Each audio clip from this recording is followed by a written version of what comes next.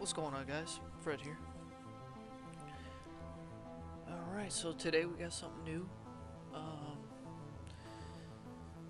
I've seen this game on the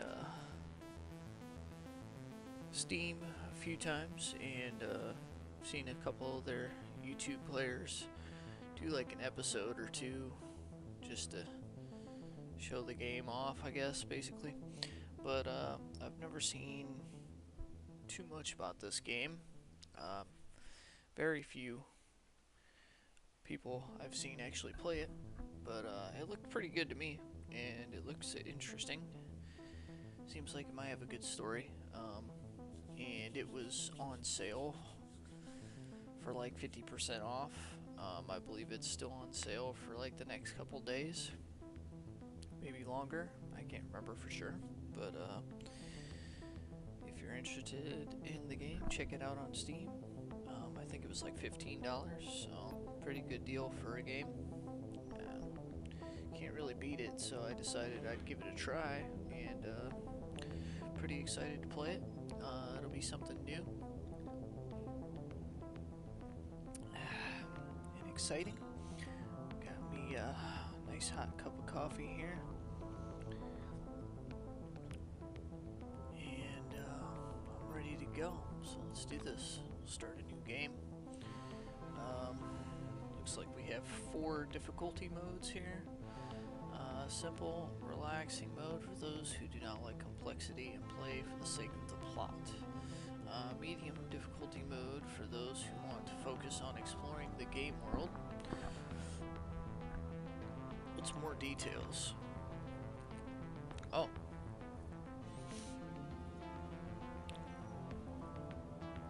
Damage dealt by enemies is negative 50% base value. Hit points for your character groups 150%. Character hit points 150%. Enemies never dodge attacks. Weird. Your character can carry 50 kilograms more weight. That sounds nice. Rate of hunger, thirst, fatigue, progression 50%. That's great. Character always gets first turn in battle. Each miss character implicitly increases accuracy of your next attack by 30%. Accuracy of enemy attacks minus 20% base value. Companion who is on the verge of death will be resuscitated after the battle ends. Huh. So this is basically the same thing so far. Your attacks will apply combat effects. Targets even if the chance is not 100%. Oh wow. Character always successfully resists negative statuses if there's a chance. Wow. Enemies never dodge. After the battle, hit points for characters' groups are restored. Wow, it's like super easy mode with 100 kilograms. Rate of hunger, thirst, fatigue. Character always gets first turn. Character party members always get first turn in battle. Each mission for your character. Yo, okay, it's mostly the same thing.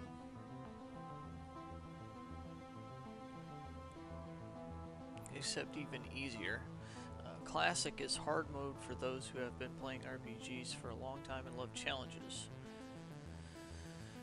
Very challenging tactics mode for those who want to test their skills in numerous turn-based battles. Let's see what Classic says.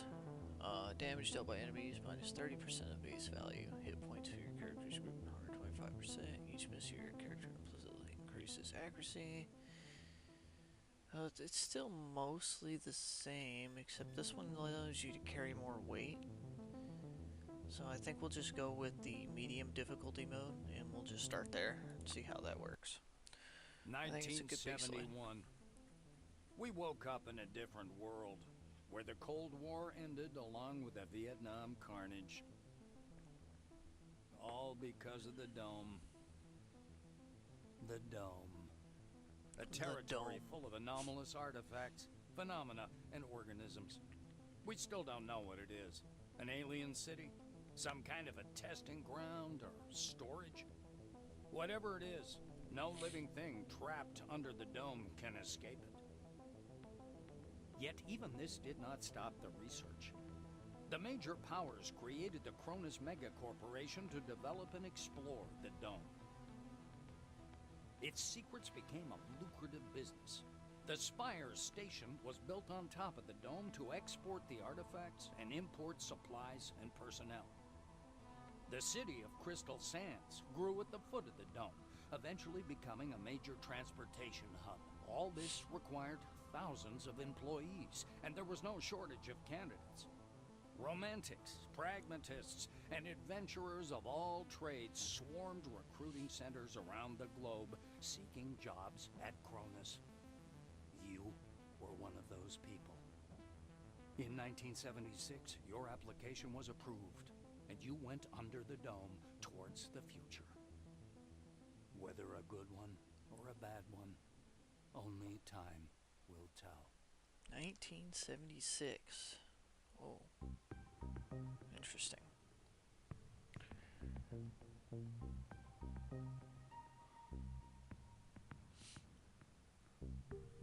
Very interesting. So, 1976, and we're talking dome stuff, so should be a pretty good plot. I'm interested in the setting already. I really enjoy the aesthetics of the UI and character models, backgrounds. Looks pretty cool so far. It really gives me a Knights of the Old Republic vibe.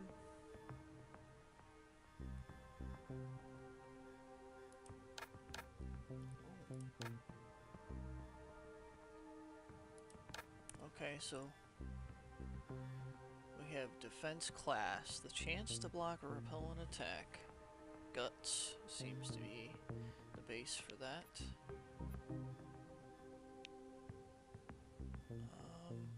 Fortitude represents your resistance against negative physical statuses. Base 20 plus guts times 5. Okay, so it's base 20 plus guts minus 6 times 5. Okay. Resilience. Resistance against negative mental statuses. Psyche. Okay.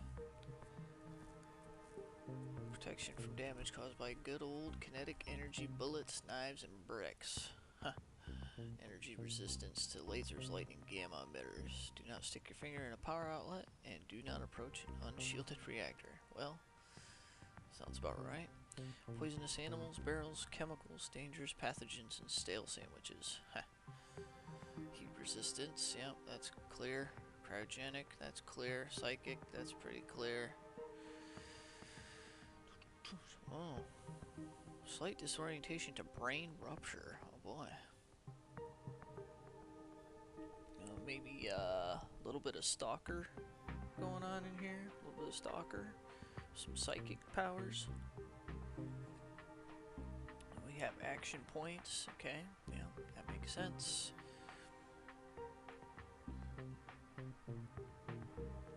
So a little bit of Knights of the Old Republic mixed with some wasteland. That's kind of what it feels like. Action points. Yep, we know what those are. AP maximum, though. Action points that can be accumulated, which is your base of 7, plus guts, plus brains, and then divided by 2. So you want to have high guts and brains if you want to be an AP maximum whore. Okay, good to know. And then this is how many you get at the start of each turn. Action points are spent on moving, attacking. Yep, we know that. Calculations result in the parentheses after and are taken if they are greater than equal to 0. Sorry. So 7 plus deafness minus 6 plus fortune minus 6, then divided by 2. So deafness and fortune is important as well. So it seems like you'll gain 10 AP per turn, but you can hold a maximum of 15. So if you only use 5, you'll have 15 on the next turn. Yeah, starting AP, 10. Number of action points that may be saved. Oh, okay, well, That only says 1. So base is 1 plus brains. So again, brains is important for my AP maximum, saved AP. And then it looks like deafness and fortune are good for your starting AP. Okay. Good to know. So brains.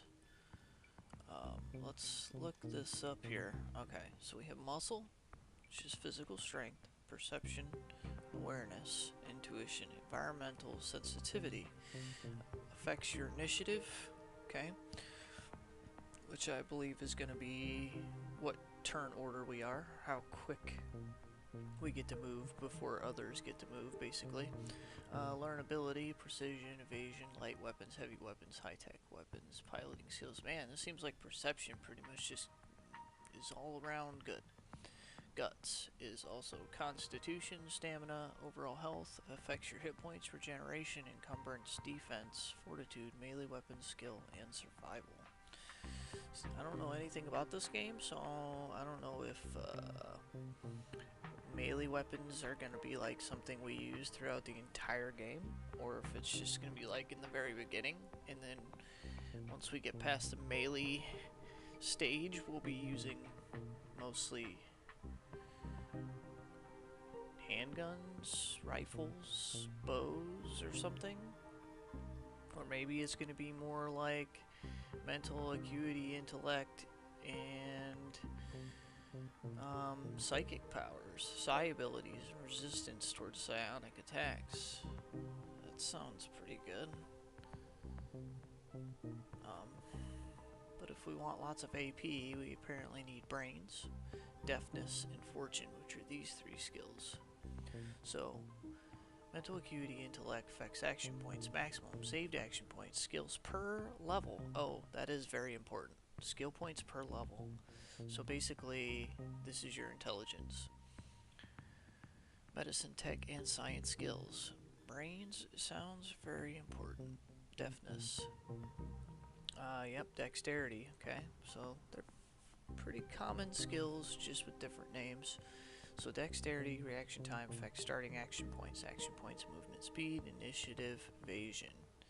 Yeah, that's going to be huge too.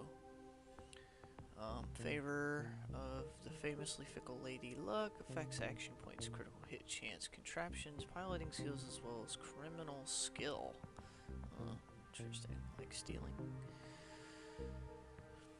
Charisma, yep, I'm guessing that's barter prices, yep, charm, the ability to present yourself, affects inspiration, authority, influence, and medicine skills, okay. Also physical attractiveness, huh. Awareness, intuition. Yes, that affects a lot of shit. Muscle seems to be pretty much, it does the same thing as guts, but makes you stronger with heavy weapons, hand-to-hand, melee, and tech skills. So if you just go like all muscle and guts, you could just be like a fucking melee weapon, hit point, regenerating meatbag.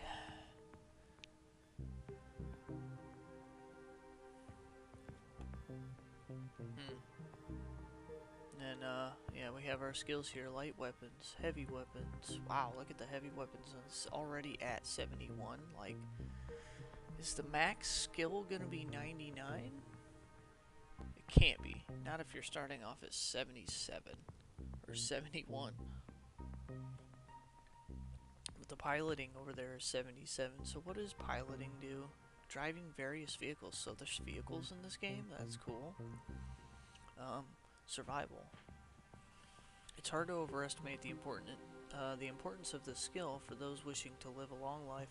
The ability to assess danger and avoid it is useful both in the wilds of the desert and in the mysterious catacombs of the forefathers. Cookery. The art of cooking using a variety of ingredients. Cooked food restores HP and may grant various status effects. Like shot, damage, 100% precision, minus 40%, chance, 30%, plus 10%, times perception versus fortitude. Reduces the target's movement speed by half for 2 rounds. Useful. Useful for melee targets. Anybody who has a big melee weapon, you shoot them in the leg. Makes sense. That's something I do in most games that have weapons and enemies with melee weapons. I shoot them in the leg, or blow their leg off. And then shoot them in the face. Tracer. Machine gun ability. Oh, machine guns. Ooh. Doesn't deal damage. How? Precision minus 20%, chance 70% plus 5% times brains. Reduces target's evasion by negative 20 for 2 rounds. Okay. Suicidal attack. Wow. Grenade launcher ability. 70% plus 10% times perception. Point blank attack, ignoring the blind spot. Caution, you will also get hit. That sounds terrible. Lodging disc. Disc thrower ability. Causes laceration on the target. Its energy resistance is decreased by minus 40 and cryogenic resistance decreased by 15 for 3 rounds.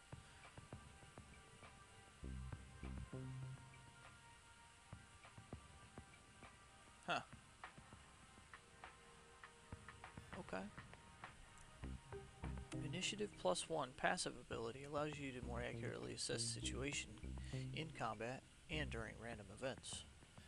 Death proof. The ability to survive a head-on collision with an enemy vehicle. Huh. The ability to run over a living creature on the road without inflicting fatal damage to yourself or the vehicle. Huh. Servo shell piloting basics. Movement speed penalty while wearing a servo shell is reduced to 0.1. Having developed the necessary muscle memory, the pilot in the servo shell moves only a little slower than without it. Wow, look at this learn ability. Like, what? Yeah, it's gotta be like the stats must go well over 100, I'm guessing. For it to start you off at a 96 like that, that's just crazy. Frank Folly. Pretty damn good guy. Isaac Crowley. Surviving the plane crash brought Isaac a fame he never asked for. Flamed the attention of various reporters, he applied to Cronus, and as soon as his plea was approved, he immediately moved under the dome. So this is the guy that's got the big brains, the deafness, the fortune, low on the psyche, but he's got decent guts and perception, which I'm guessing is going to come into play when it comes to light weapons as well as shooting. His awareness and initiative is going to be important. I kind of want to start a character like this, a very similar setup. Maybe not 1 muscle. Maybe more like 8 perception, 8 guts, 4 muscle, 8 brains. Let's see what we can do. Can we make a... Alright, here we go. Welcome to the character creation screen, where you will create a protagonist to plunge into adventures under the dome. To begin, choose the name for your character, select the wing in which they work, their portrait, and then adjust their physical appearance. Okay, proceed. So, we will change over to Fred.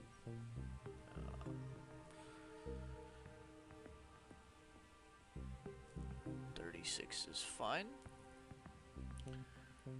Body type. Oh, okay. Yeah, I see. Anyway.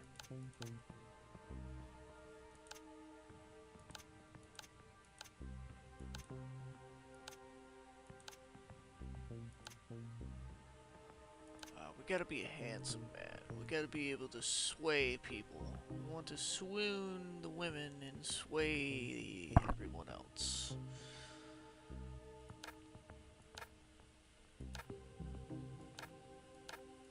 That's it? Okay. We'll go with that. Yes.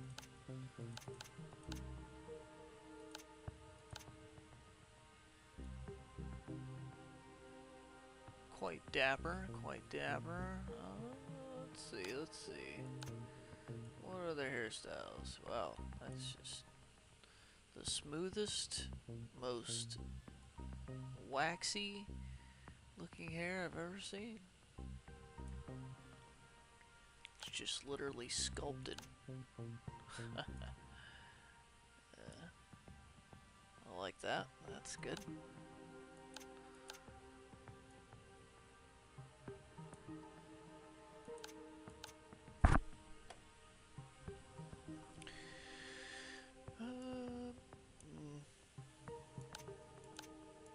Oh boy.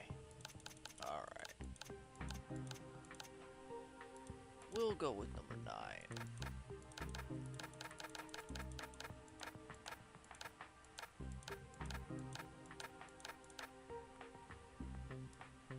There we go. Black, kind of grayish. Yeah, that looks similar to my old ass. Alright. Let's try features. Ah, that is the beard. Oh.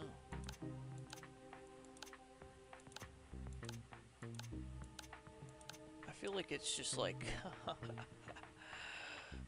What is that? The patch on the chin there.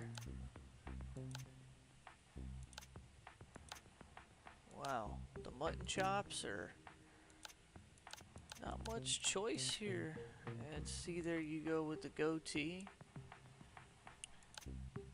or the mutton chops with the soul patch goatee. I mean, you can get the full beard, I suppose. I guess that's the way we're gonna go with it.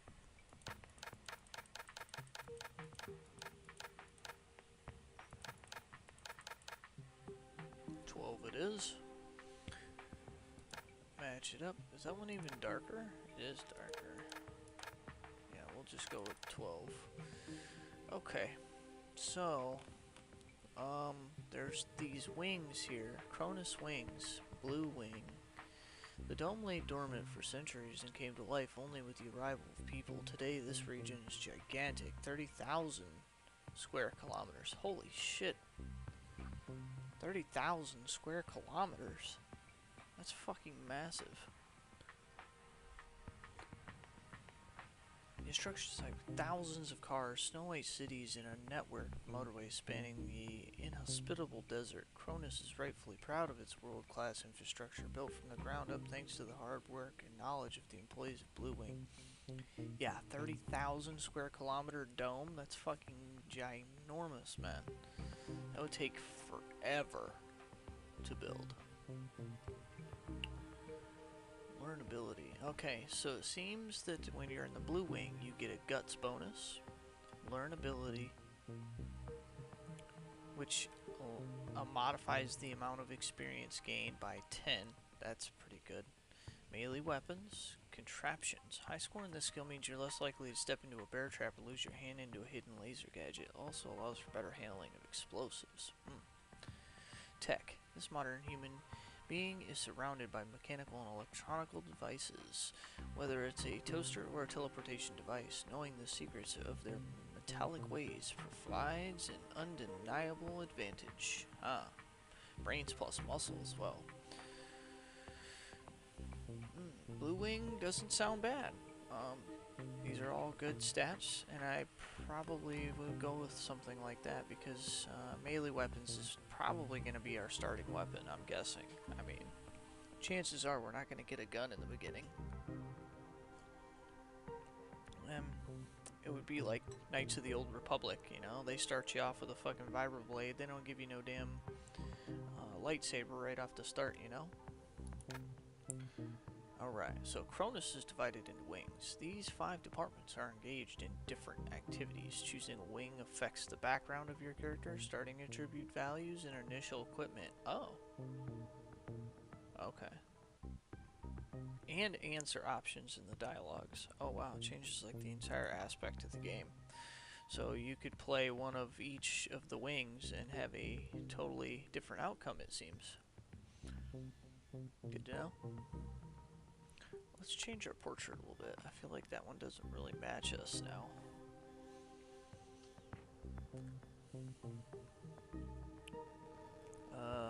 Ooh.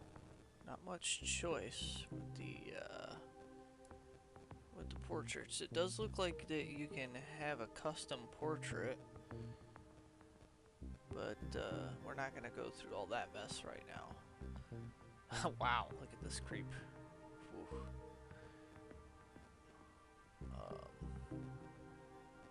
I would say he looks closest to our character, but that kind of does with the beard too, I guess. I don't know.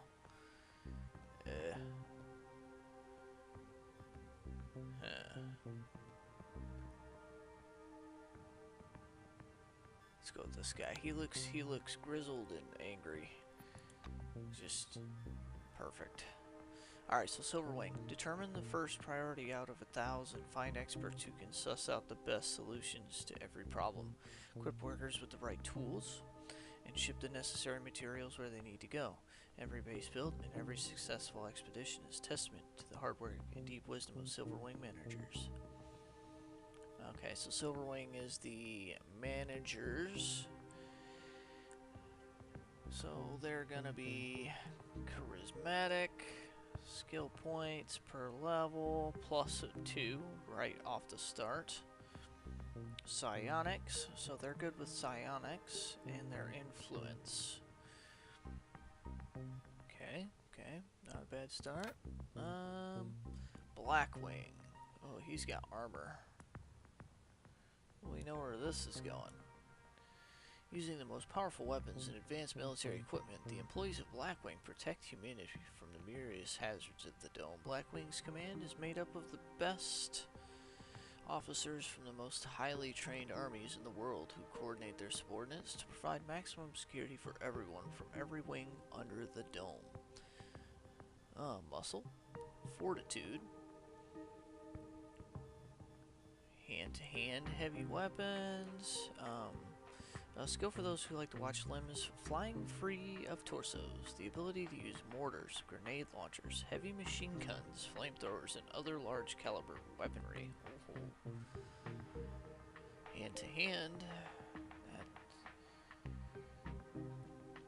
ability to thrash your enemies with your bare hands and feet, including everything from a dirty kick to surgically precise punches to make the enemy's heart explode. Oh, interesting.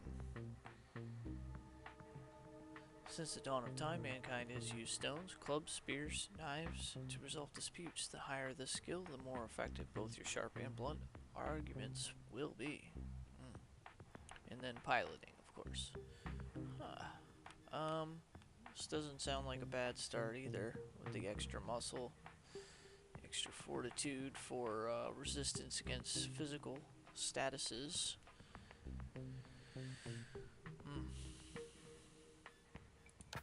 Orange Wing. I'm guessing these are your engineers. Their crimes by working for the betterment of humanity. Orange Wing was created especially for such people. Its employees are everywhere, providing every kind of domestic service, from cleaning and delivery to manufacturing and construction. There's a lot of work to be done under the dome, and every employee of Orange Wing will find a way to make their own contribution. They have deafness. They have encumbrance +30. Wow. They have a maximum carry weight of +30 right off the bat. They're good with criminal skills. Immoral but practical. The skill allows you to take other people's things and penetrate restricted areas. So, hacking, lockpicking, that's going to be a thing. It's hard to overestimate the importance of the skill. Yep, survival. Okay. And then one last one, the White Wing. It is often said that the time of great discoveries is now past. Preposterous, just like Galileo and Newton. White Wing employees are launching a new era of science. They represent the best minds of humanity, working diligently in laboratories, equipped with the most modern tech to uncover the mysteries of an ancient civilization. They have the brains. They have the high-tech weapons. The higher this stat, the more familiar is the pew-pew sound of wacky science fiction gear like laser pistols, plasma, electromagnetic rifles, and so on. Ooh. Science. What does science do for you? Clone hamster may come in handy, but there's no doubt that a passing knowledge of biology, chemistry, computer science, physics can make life much easier. But what does it actually do? It's a good question. Obviously, we know what medicine's going to do. But science, what does that actually directly affect? I feel like we'll find out later in the game, and then we'll be like, wow, science is actually really good. We probably should have did that. But, you know, for now, we don't know much. We should probably go with more practical abilities that we know will actually help us. So, learnability, gaining XP faster. Melee weapons is a good start, because we know we're going to end up getting stuck with some melee weapons.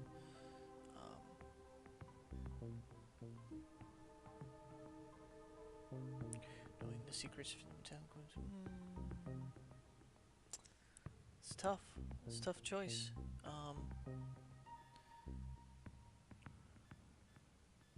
The extra learnability.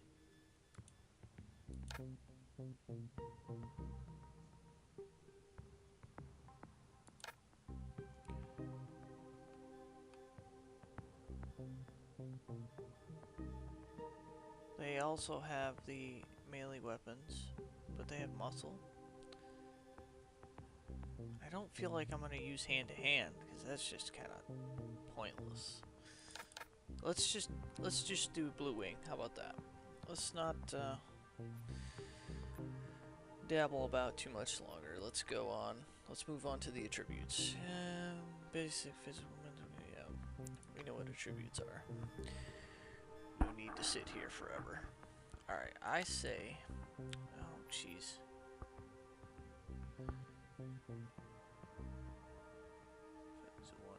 The protagonist will be incapable of meaningful dialogue. Often this leads to unexpected results. Some quests become unavailable, while in others, new options get unlocked. Relations with characters change as well. When communicating with an intellectually challenged protagonist, some of them might show their hidden side. That's great. So it's like Fallout with the one intelligence runs. That's cool. So clearly you don't want to be a dumbass. Authority. Assures your companions that your commands are the best possible ones, making them act without doubt and increasing their critical chance. Oh. Inspiration. Fills the moves of your companions with nimbleness and fidelity, thus increasing their evasion. Calculation results in parentheses. This is purely charisma. Oh. Purely charisma, so you want to be charismatic if you want authority and inspiration. Psionic damage is also based off of pure psyche, it looks like. Okay. Psionic damage bonus stacks with the base damage of a psi glove before modifiers are taken into account. Walker repellent attack 42. So much here. Wow, look at the AP maximum on this guy. What? It's ridiculous. But you only get the 9 starting, and you only get the 1 saved, so having a shit ton of brains is not super important right off the start, it looks like. But it does give you skill points per level. Where's that at? Where can we find the skill points per level? Is there an actual... Ah, right here. Skill points per level. 17. Wow. Base is 10, And then brains is +1. Ah, for every level. Gotcha. So that's actually pretty damn good. What if we did,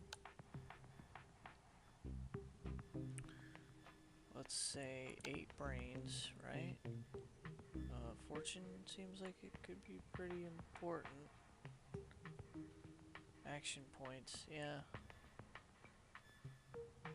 Starting AP. That didn't go up at all. That still didn't go up at all. What? Deafness. Fortune. This actually went down to 8. Damn. Why is this so high? Because of guts? Interesting. What if we did... Oh wow, okay. We could get it to 10.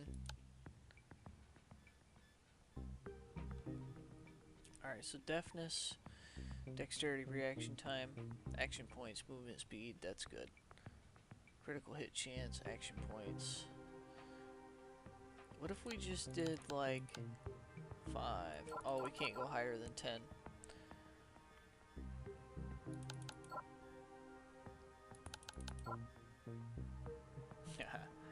Yeah, we definitely don't want to do that. Alright, let's do 8. 8.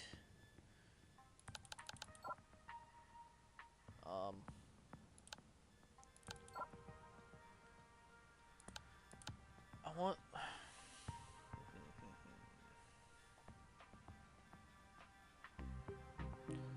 Do we need lots of psyche for this character? It's probably not a bad idea to get at least 1 more point into charisma, right?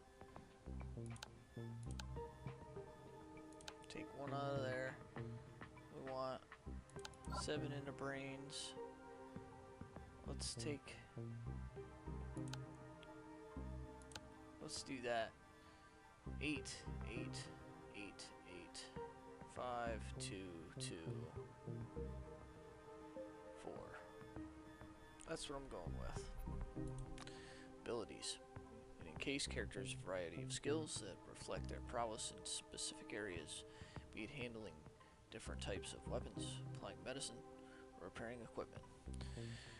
We recommend choosing 2 applied and 1 combat skills, but you may select 3 skills as your tag skills. This will add additional 30 points to each of the tag skills. Wow, 30 points. Wow. Damn. Okay, look, 150 is the maximum. Oh boy. So...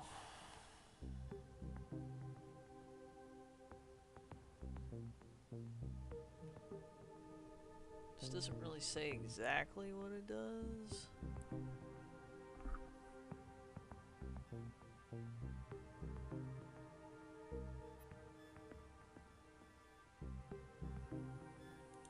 But I feel like... Pistol, shotgun, submachine guns, heavy machine guns, flamethrowers. Ooh. I feel like light weapons. Yeah. Ooh. Oh. Oh. Oh.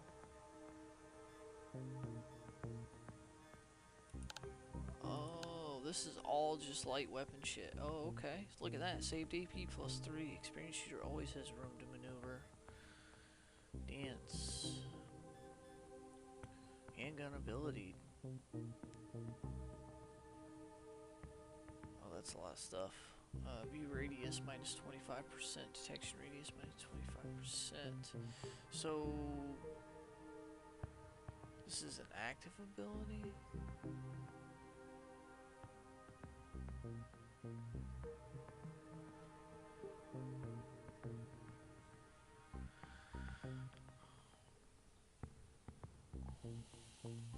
So a living creature loses 2 AP in the next round. So basically you use this and then it reduces our view radius and detection radius. But causes the enemy to lose 2 AP in the next round. I don't know, I have to try it out. Reduces target's mechanical resistance minus 30 for 2 rounds. In case of backstab though. So like, does it? Assault rifle ability, here we go. 3 shots. 60% damage. Precision minus 50% though. That's bad. Really bad. 50% plus 5%. Slows living creature down. We have a shotgun ability. Hits 1 target. Let's look at the heavy weapons here. Machine gun. Tactical rifle.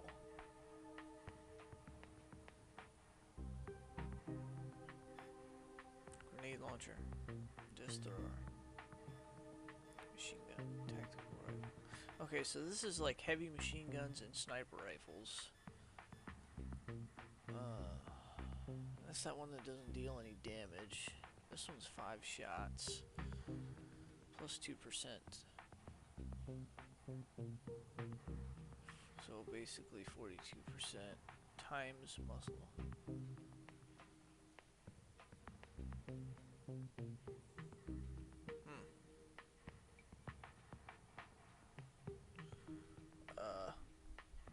Critical hit chance bonus plus 25% in case of backstab. Shot of maximum precision. And this is a psyche bound shot for a sniper rifle. Interesting. Saturation fire. Hits all targets in the cone. Wow. So AoE. Very low precision. Machine guns seem to have very low precision. Let's stay with the light weapons. High-tech weapons. Energy pistol. Cryo laser. Penetrator ability. What the fuck is a penetrator?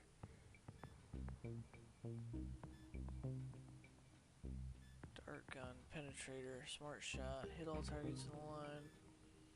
Pushes target back with a radius 3 meters. Stuns everyone in the cone, including you. Oh.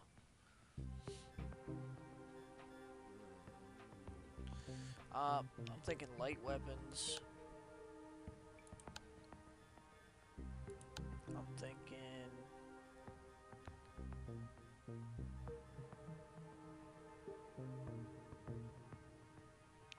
Do we go with some criminal skills? We may need to pick some locks at some point. Are we gonna find other people in this game to help us with that? I don't know.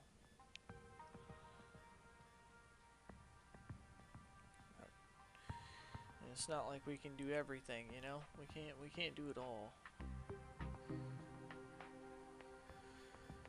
So let's check out the survival skills. Allows you to strip inventory items for parts. That's probably damn good. Allows you to remove useful parts and components from certain items. Perception 6 will give you initiative +1. Yeah, that's probably a good one to do. We're gonna do that. Survival. You gotta have Tech 15 to be able to get those. Field strip.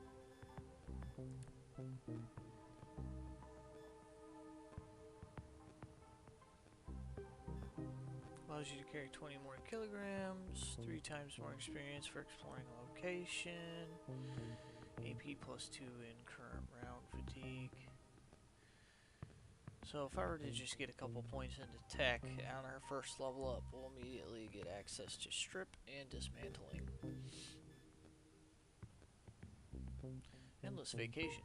As a bag of hammers, 50% more interesting encounters, warm climate, even warmer company, scenic landscapes, frequent fireworks, and all the sandcastles one could ever dream of building.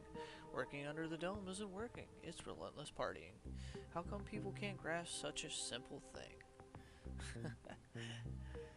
relic slots. Detection time. While not wearing any armor. Ooh. Treasure hunter. Chance of luck you find is doubled. Knowledge gleaned from experience. Detective stories and pirate novels tells you where people hide their most precious things. Guts. Huh. Interesting. So what exactly does the tech bonuses give us? Gunsmithing. Repairing weapons. Create and repair mechanical equipment. Throw a wrench. And stun the target. Ooh, robots. Whoa.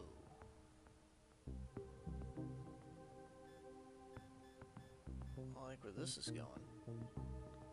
Oh, also unjam costs 1 AP, because guns can jam. Okay. Cost of items on sale plus 20%. Oh, wow.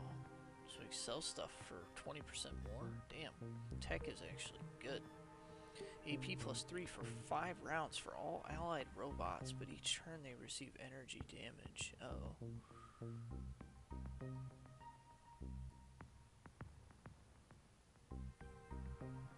AP plus 3 though, wow.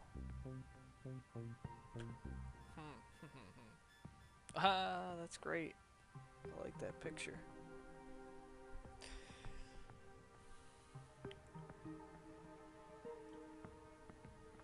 One more perk for free. You're just savvy.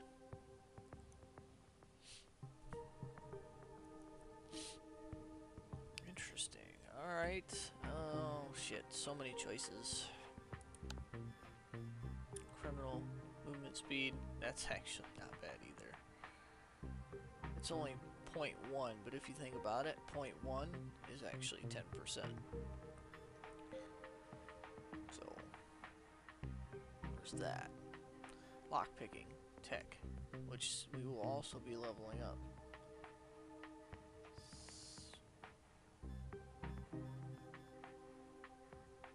Hope you're gaining advantage in gambling. I don't think I'll be using gambling. But I'll probably use some lockpicking. I probably won't put a point into this. Level it up naturally, I guess. Ugh, too many choices, man. Too many choices and not enough points. Psionics is probably pretty cool. Hopefully we'll pick up a character that's better at psionics than us, because I don't want to put a lot of points into that. It doesn't really fit our character.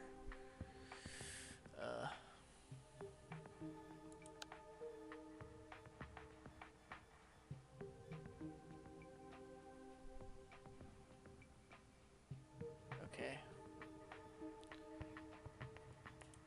Here's science. Let's check this out a little bit. We were kind of confused about what science would give us. Instantly gain an extra level. Wow.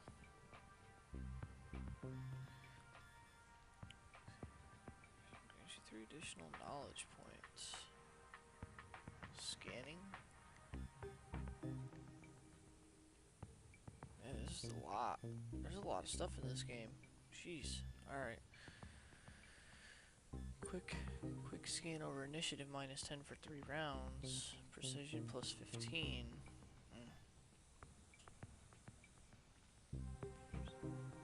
Oh wow. Hacking. Yeah.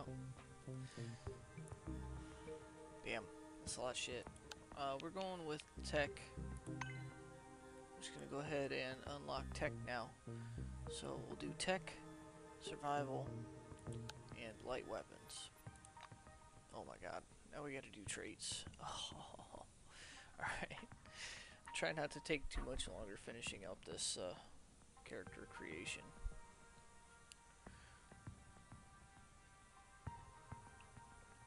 Okay, so personality trait.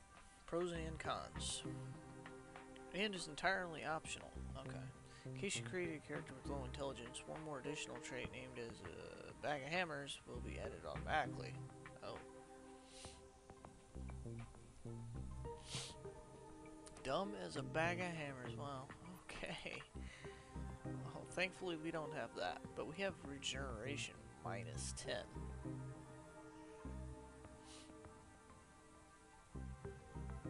The amount of hit points the body recovers in 24 hours.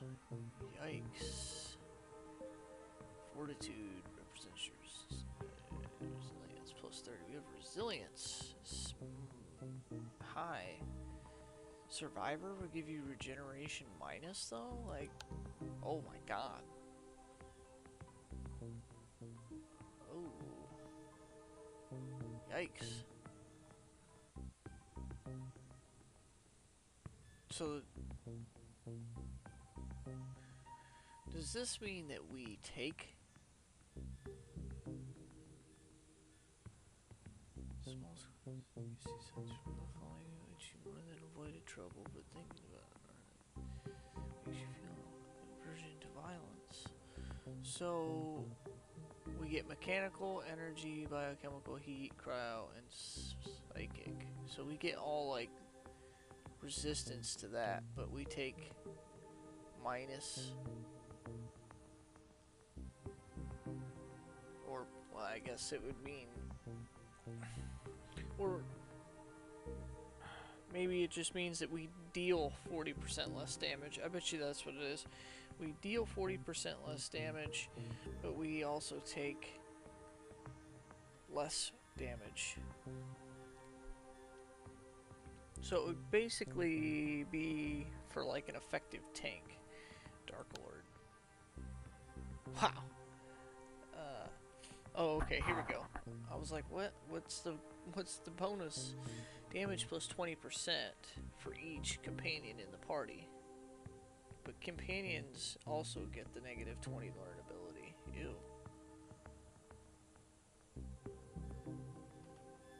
Gun fanatic. Initiative. Why? Why would initiative be minus 5 for a gun fanatic? But you get plus 40 to... Wow, weapons. Jesus. Doesn't seem like a horrible amount. I don't know. Critical hit chance. Ugh. No. Oh boy, what's this? Wow.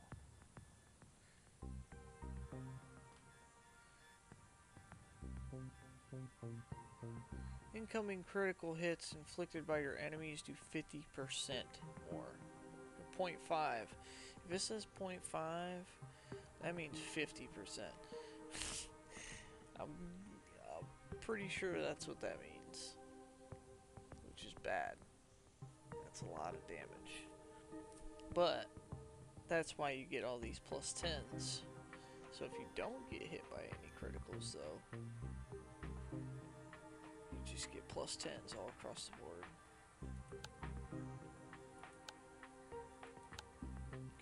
Fatigue minus 400 when killing an enemy. Stunned for the next round.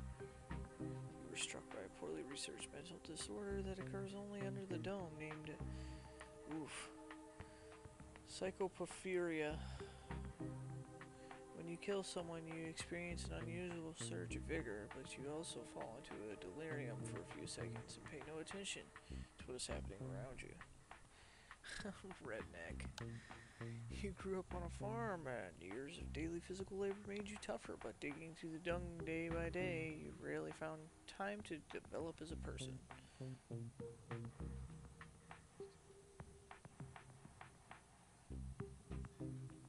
So you get less perks. You have to level up twice to get perk points. That's not good. Yeah, that's not good at all. Neanderthal. Close quarters damage plus 13, but you can't wear pants and jackets.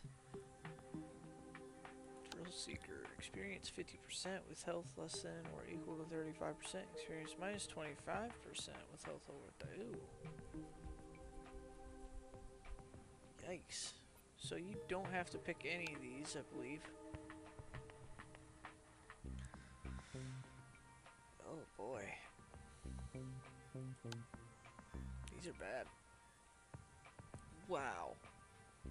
No saved AP.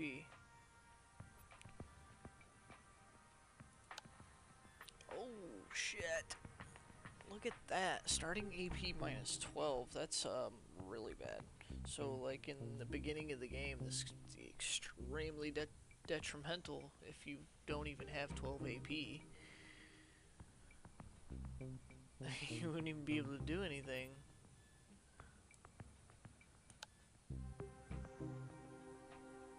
That's insane.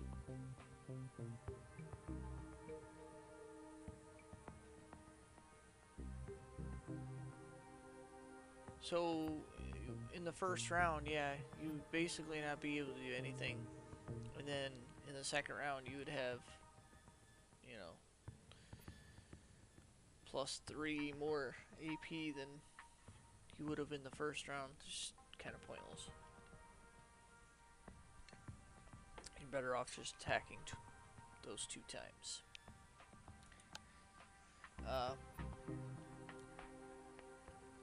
Wow, minus 50 experience. Yeah, that's not good. Slacker, skill points per level, -3. So you get perk points +2 at the start of the game, but skill points -3 when leveling up.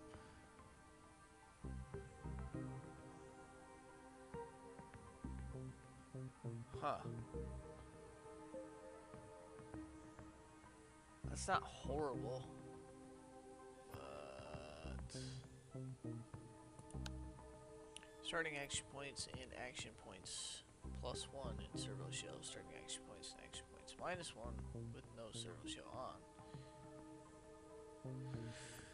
Oh boy. Can we just go without? We'll just do nothing. We have no special trait. We're just regular. Alright. There. That's what we're doing. Sheesh. That's a lot of stuff. Alright, so we got 4, 8, 9, 2, 8, 8, 5, 2. 46 in light weapons, 23 in melee, 28 in contraptions, 57 in tech, 48 in survival. That seems pretty good. Our hit points are only 41. That doesn't sound great.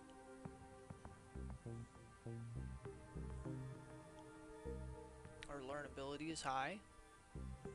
Our initiative is, I don't know, decent maybe? Encumbrance is good, precision is good. Wow, AP maximum is at 20. That's not bad. Starting AP is down to 8 though. We dropped 1 AP somehow, but we get 2 saved AP. I'll take it. Defense class 4, fortitude. Let's go. Let's do this. I'm ready to play. Jeez.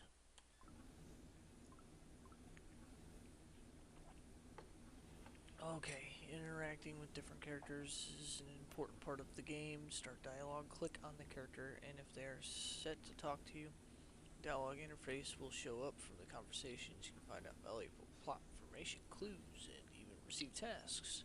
Choose your lines carefully. Careless words can cause resentment or provoke a fight. Yeah, that makes sense. Oh my god, look at all that shit just popped up. Oh. Oh my god, so much shit. They're just throwing so much shit at us right now. Are you kidding me? Ugh. Let's go ahead and save. It's a good time to start off. Create new save.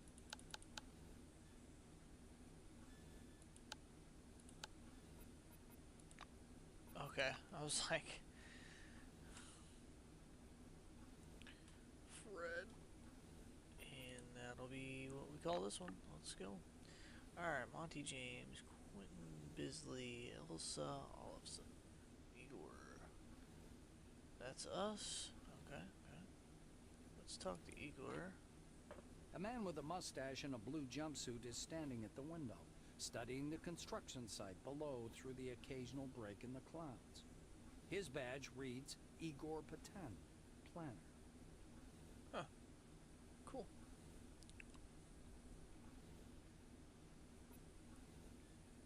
Well, I'm glad I won't have to read everything in the game. The Chat-O-Matic. What is this? Bribe? Barter? Huh. The blue taps on the glass with one finger and gestures you to come and take a look. Seems like he doesn't speak English. Oh. Since discovery of the domes, exploration has become an international project. 7 countries participated in first expedition. Over time, its number has only increased. According to the most recent data, citizens of more than 40 different countries reside under the dome today. Well, it makes sense. If it's 30,000 kilometers squared, it'd be pretty hard not to. Talk to Elsa. A tall woman is watching an ad playing on the monitor, arms crossed. The polished to a shine badge on her black overalls reads Elsa Olafson, Security Service.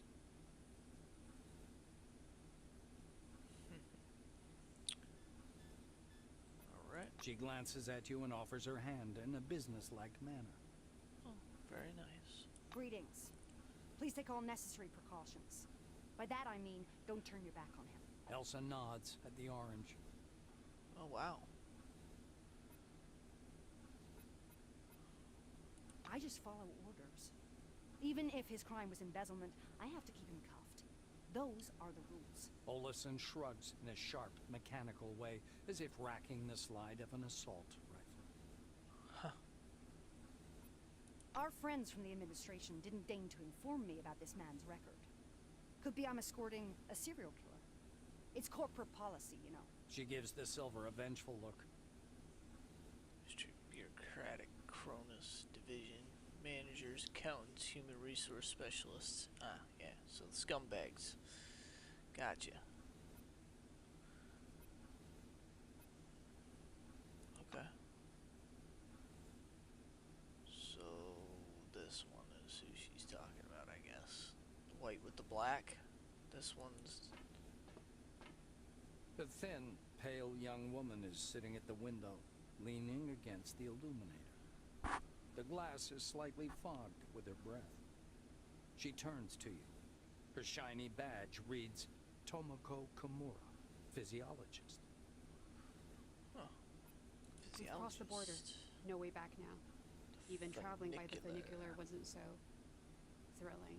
The white presses small hands to her blushing cheeks. Yeah, so she's white, that's silver. The white and the black, or silver and black. White and blue is the scientists and stuff, geologists. Cronus Division specializing in scientific research, medical personnel, and are also part of this wing. Okay. The funicular. The city of Crystal Sands, standing at the foot of the dome. The spire station are connected by the line of passenger and freight funicular. Specially equipped cabins ply along the line laid directly on the surface of the dome, transporting Cronus Foundation employees and cargo. You were thinking, why have no children been born under the dome? I've got a working hypothesis, but I'm not ready to share it yet. She says softly, as if answering a question you didn't ask. She sees the dark stain on the outer surface of the dome. Kimura peers through the glass in the direction you indicate. Oh, that's the aircraft that crashed into the dome during the first expedition. I believe that's a wing fragment, and there's some white canvas. What do you think that is? Maybe a parachute? The white shakes her head, bewildered. I just can't believe it. It's all true. We're on our way to meet the future. I love that like everything is fully voiced, and we got the narrator and everything. This is great. This is quality. I'm impressed. We've crossed the border. Kimura shoots you a surprised look. You're familiar with the details of the briefing, right? To put it simply, the dome is a selectively permeable environment. The dome, most famous and most ambitious creation of the forefathers, indestructible and semi-impervious to living matter, the dome covers about 30,000 square kilometers of desert. The white draws an invisible hemisphere in the air. Inorganic objects may exit the dome without difficulty, but any living creature dies if transported back to the outside world. That's why we're all stuck here for an indefinite period of time. Oh. Kimura is eyeing the dome's mesh, glittering in the sunlight. Supposedly, it's something to do with the atmospheric composition, but it's a weak theory. The difference of the air within the dome is so insignificant as to fall within the margin of error. Or to put it more simply, there is no difference.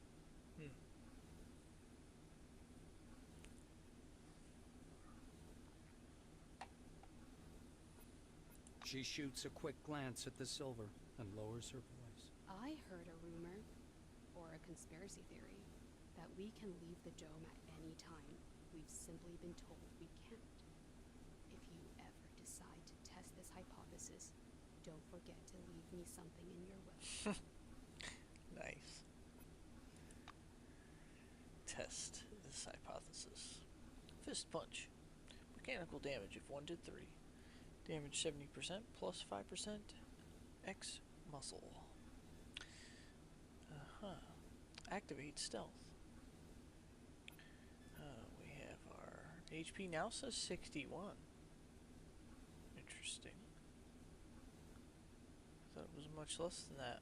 I thought we were at like 41 before. Like we have a lot more HP than these people. Even her.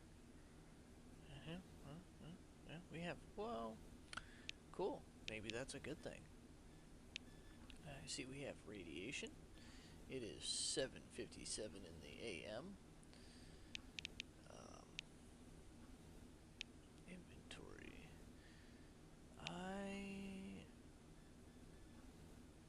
Dismantling. So, force. What does this do? Smash a door. Oh, okay. Kick a malfunctioning engine to life. Brute force can turn anything. Can turn any. Sorry. Brute force can turn around any situation. True. Dig. Interesting. Bolt throwing. Throw a bolt to see if there's a hidden trap or anomaly. Oh shit, anomaly. It is. It's just like Stalker. Discharges hazardous object on impact. Requires bolt. Wow. So yeah, somebody, clearly put a lot of thought and definitely, enjoyed the Stalker and Fallout and Knights of the Old Republic, and you can tell there's just so much of other games put into this game, but it's its own thing, it's really good. I like this a lot. They did a great job with this game so far. You can color me impressed. Even I've just barely gotten into it, but I'm excited. Crafting windows, mechanical repair kits. Okay. Pause, map, inventory, quests, characters.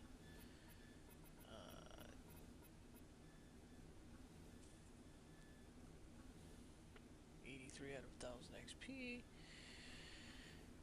Perks. What is this? When did we get a magic hands perk? Okay.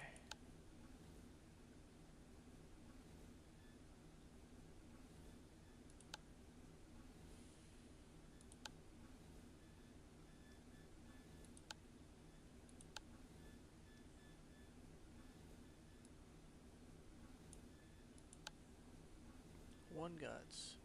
Learn ability. Melee weapons, contraptions, tech. Oh, that's right. Yeah. Never mind.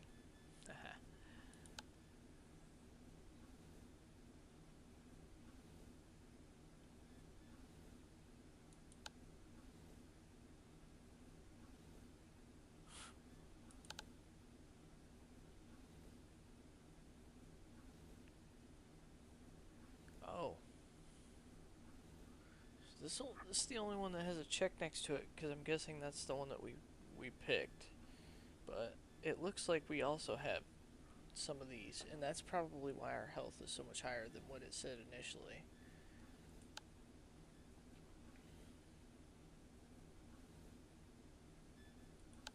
Backstabber, Psychonaut, Psych +2 under the influence, psychoactive substances, guts, optimized. Oh, we get some, yep, that's right. That's good. So, just yeah, skill points per level is 18, base is 10. We have the 8 brains, so yeah, I'm not really sure how this works. Maybe the one with the check mark is the only one we actually have. Holy crap. There's a big storm over there. Oh, that's really cool. That's just, like the map shows us like exactly where we are. Talking to her. That's crazy. And everybody else in the room and everything. That's really cool.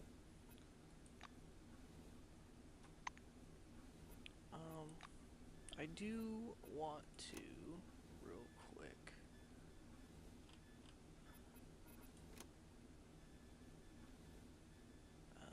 GUI scale. Yeah, let's make that just a little bit bigger. That'll make it easier for everybody, including me. We'll make the font just a little bit bigger. We'll make everything bigger. That's better. Okay, so we can use, oh, what's X do? Whoa, what's this? Talk. Examine. Oh, don't do that. Ah, interesting. We can examine people. We can see their level. We can see their initiative. She has initiative of 22. So hers is 22. Man, she's got some perception and some brains on her.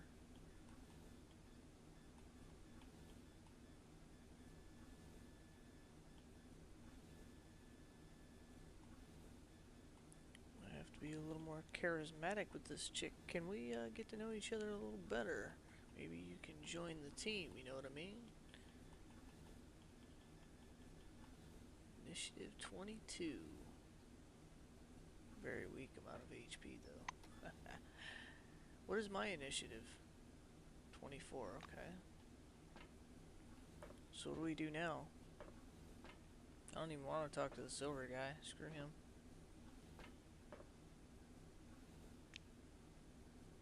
Oh yeah, let's not do that. Use examine portal door.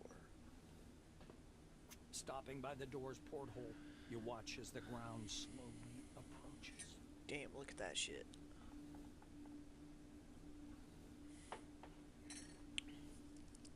It's like, it's gotta be miles above the ground. It's gotta be miles above the ground if the entire dome is 30,000 kilometers. It looks brown-black through the tinted glass. Oh yeah, and smoky blue way up at the horizon. It almost seems like the clouds are pulling apart there. Your eye is drawn to the cluttered eastern section of the dome, where you see a block of warehouses and something resembling an observation deck. The real dome doesn't resemble its image from the ads at all. There are no snow-white cities or vast highways to be seen here.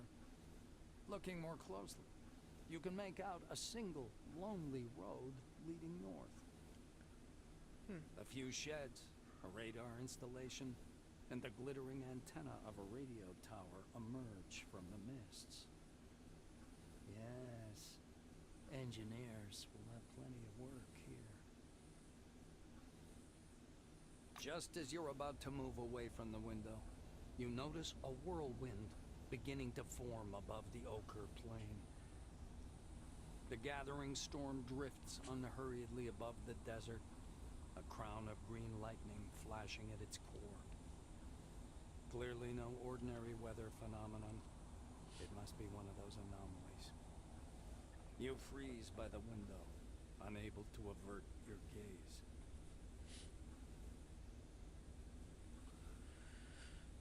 Stand up on your tiptoes, try to make out the buildings down below. Stay where you are, trying to see if you can spot the mysterious forefather structures. Until landing, stay at the window and watch the whirlwind till the landing. The outlines of the landing site, blurred by clouds of dust, appear behind the greenish glass of the porthole. The capsule shudders as the braking devices engage.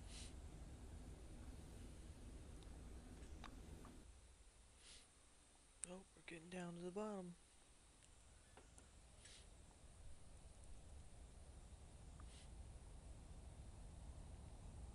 This is the end of the Cold War. The world economy now revolves around the dome and the study of its technologies, an effort shared among many nations, both capitalist and socialist. The world can rest easy. There will be no nuclear apocalypse, only collaboration in the interest of all mankind.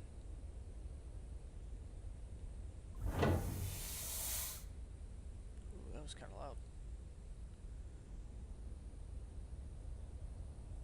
Quentin Bisley.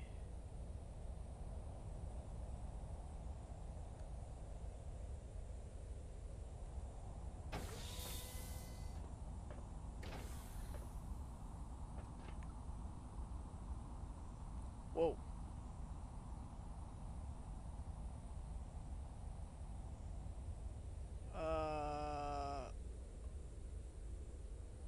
What the fuck? Why was that one in Russian?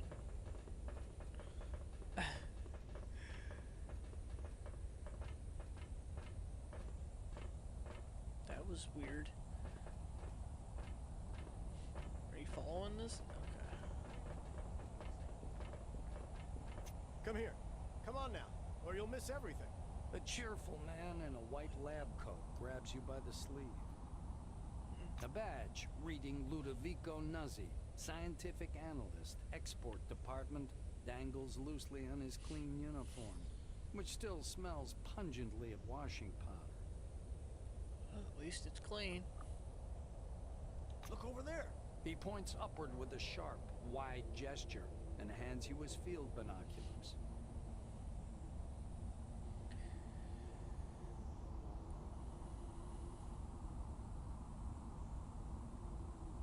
Take the binoculars and look where he's You pointing. raise the binoculars to your eyes. That doesn't look safe. Under fourfold magnification, the whirling cloud above the rust-colored plains looks even stranger. Its core glows with flickering green light and flashes rhythmically, and that rhythm seems to form a complicated pattern. Nuzzi bends close to your ear. Fascinating. Do you want me to bring some filters? If we intercept the red and blue spectrums, we'll see something amazing. It's like a signal, some kind of message.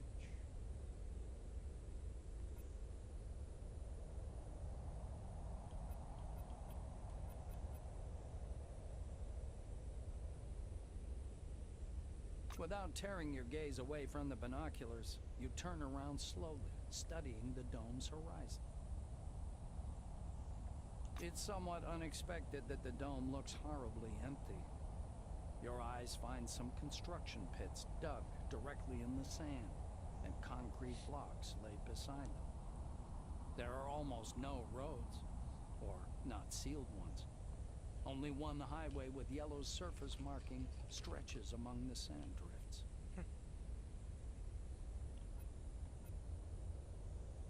scientist looks blankly at you, then down at his lab coat.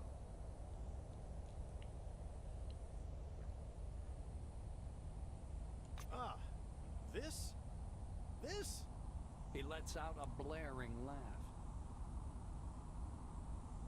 Ludovico points at the building behind him. I work in Concord Station, categorizing relics. My job is to classify them by rarity.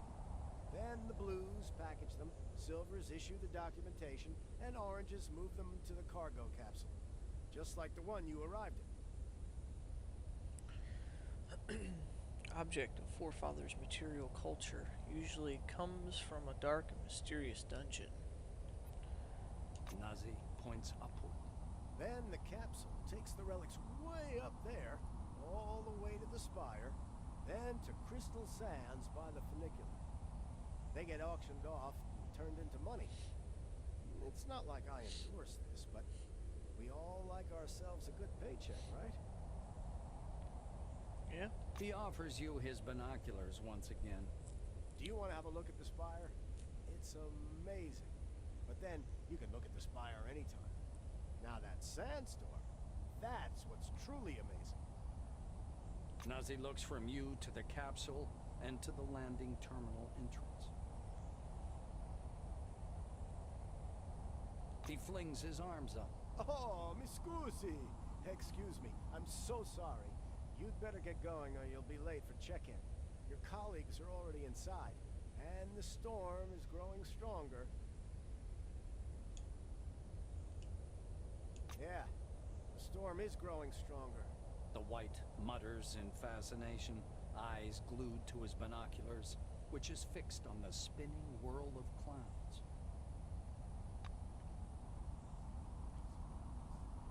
Whoa, Maya, let's head indoors. This storm is too close. Oh, so it is, Maya. I happen to miss Nagayan. Christ, Benny. Don't be such a wet blanket. The storm's going stronger. Let's go in, for real. Yeah. I agree. You should go in, too. Doesn't look too healthy with the green lightning. That doesn't seem good. I like the sound of the door opening. Very Resident Evil. Throughout the game, you will perform various tasks, some of which lead you through the story, as well as others that reveal different aspects of life under the dome. You can always find out task status and read the details in the data section. Thanks. Moving on.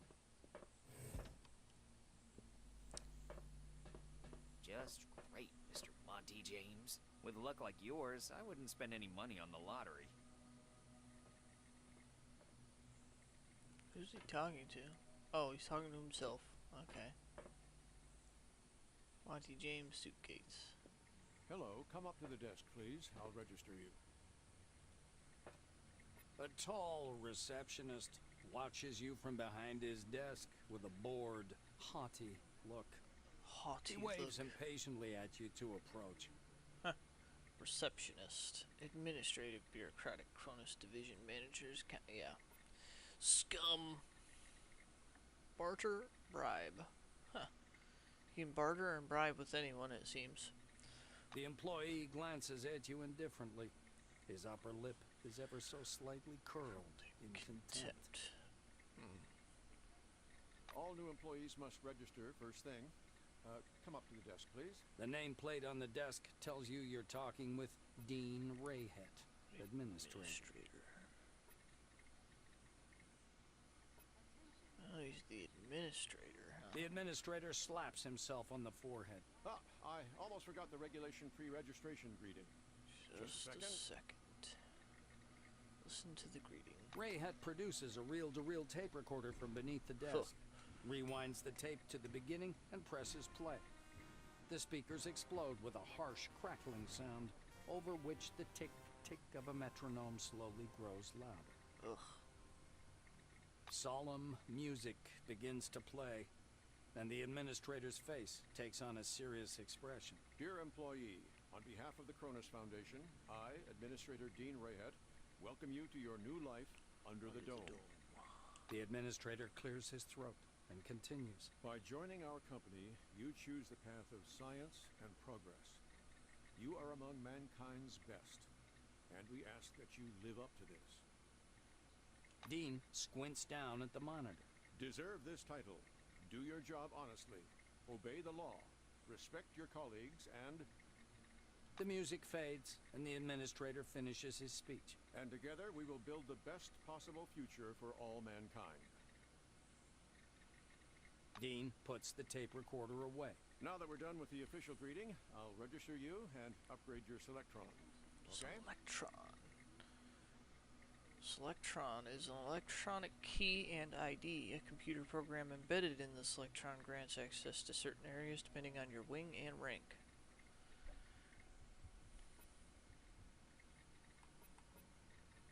Dean's hands hover over the keyboard. He gives you a nod. Dictate your information to him. Pass him a note which, upon you've written out your information in advance, enter your data into the terminal on your own.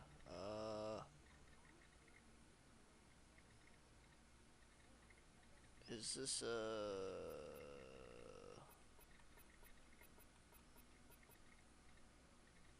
I'm confused. Let's just... You squeeze into the narrow window, lean over the reception desk, and key your data into the database. After entering Proceed, you return to your seat. Dean mutters discontentedly to himself as he moves back to his terminal. Oh, okay. I thought there was like something that I would actually type on. I put my hand through the window and typed on the computer. Okay. Rayhet scans the computer screen. So your position in the waiting list was 63,784. You've been assigned to Magellan Station. Wow. A special bus will bring you there after a series of briefings. Please pass me your Selectron so I can update the firmware. So is this... Yeah. Okay. Dean snaps the docking port of your pass to a recess in the casing of his computer.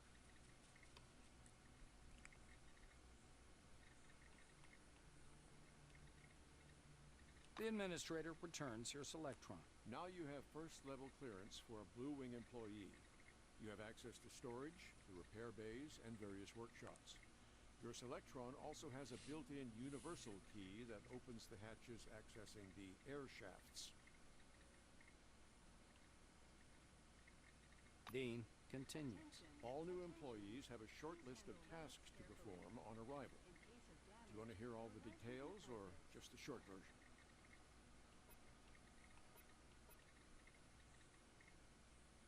Rayhet snorts. To make it short, get your uniform from storage, your weapons from the armory, pass the Psi abilities test, and complete your weapons training at the training zone.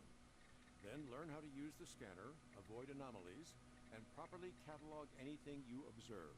Last, go to the waiting room and wait for the bus to Magellan. Okay. Uniform from storage. Weapons from the armory. Pass the Psi ability test. Complete your weapons training at the training zone. Use a scanner. Avoid anomalies. Catalog anything you observe. And then wait for the bus. Dean sits back in his armchair. That's it. I hope there aren't any questions. Rayhet claps his hands in satisfaction. Great. Great. He reaches for the tape recorder, but thinks better of it. Protocol calls for a little welcoming preamble, but dash it all, that's nonsense. Welcome to Concord Station. Thank you. As he's about to turn away, Dean suddenly remembers something. Oh yes, I sent your mail to your Kairos. Check your new messages. Well, that's all, I think. Goodbye.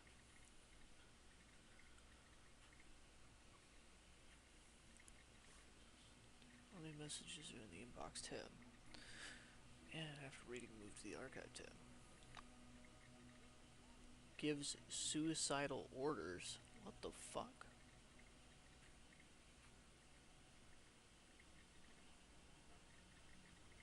Gives suicidal orders. What the hell?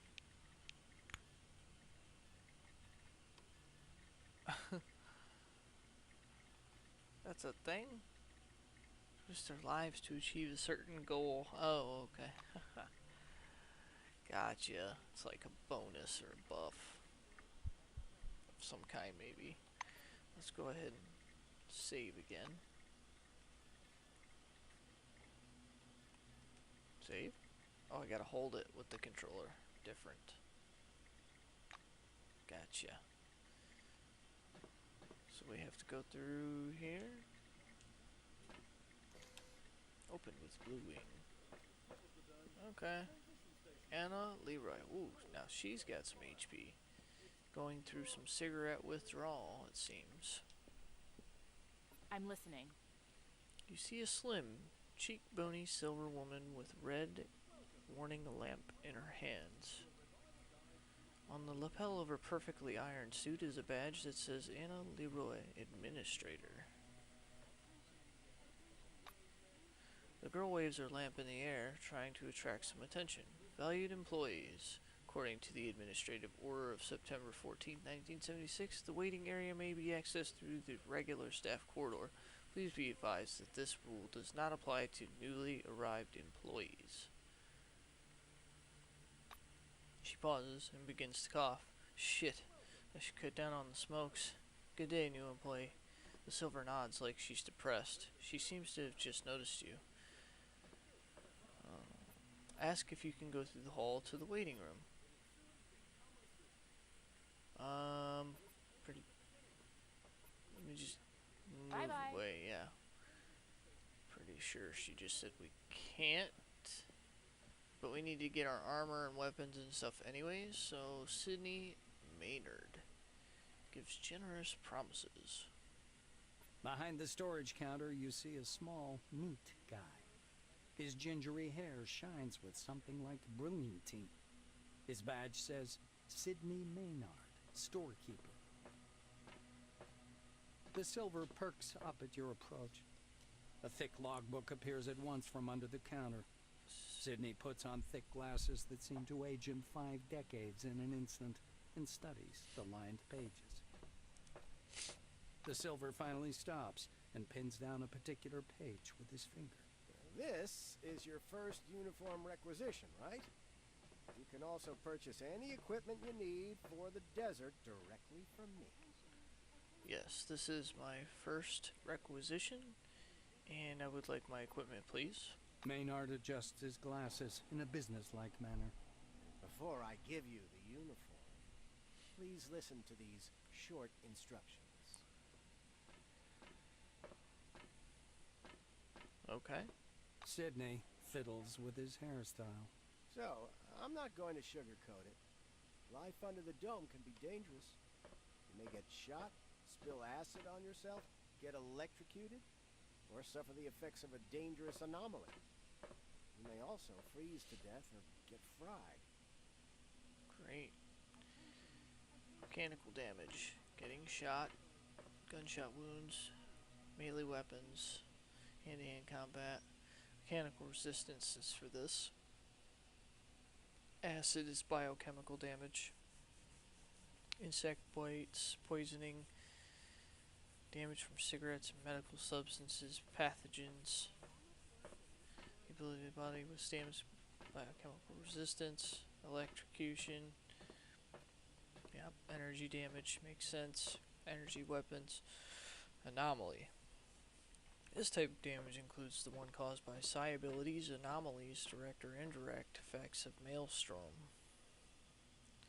The effectiveness of resisting damage of this kind is determined by psychic resistance stat. Freeze to death, get fried. Okay, yeah. That's why it's important to wear protective equipment when traveling outdoors. Of course, in hazardous situations, the equipment will get damaged, and the more it's damaged, the more often one has to repair it. The silver steps back from his counter to indicate the repair kit boxes piled in the back of the warehouse. Okay. He points back at the shelves behind him. We've got repair kits for this gear. There are Blue Wing specialists ready to help you at any large base, of course, but they're not always available. So, you'd better learn how to use repair kits and workbenches on your own. It's a useful skill. Copy that. Sydney rests the logbook on the desk. That's all the instructions. Now, I'm going to issue your uniform. Appreciate that. The silver disappears into the back for a while, and returns with a small package. Unfolding the package, Maynard shows you a brand spanking new uniform. Sydney half unfolds the clothes. A jacket, high boots, and turnip pants with patch pockets. The technician's uniform screams function over fashion. Parts of the uniform are rubberized to protect you while working with electricity. Good. He raises a finger. One more important thing. In accordance with Order 16-225, helmets and gloves are not issued, but they're available for purchase from me. Please bear in mind that a full set includes headgear or a mask, jacket, trousers, gloves, and boots.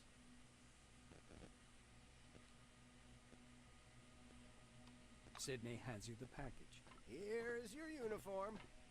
Enjoy. But you didn't give me any gloves. Or a headpiece. Okay. Alrighty then. Let me see what you got. Sydney I don't think I have any adjusts his money. glasses. Sure, I'll show you what we've got. You know, we're pretty well stocked here in Concord. Take a look.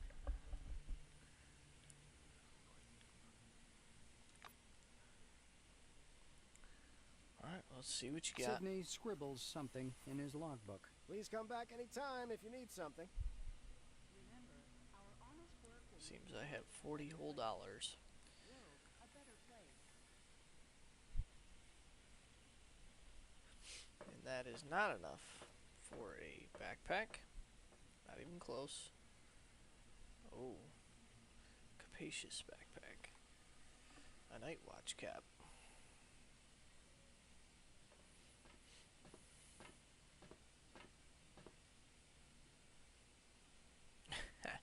A soldier's cap. The size is universals. So for some it's universally too tight, and for others the huge visor is universally blocks the view. Fine cap that one.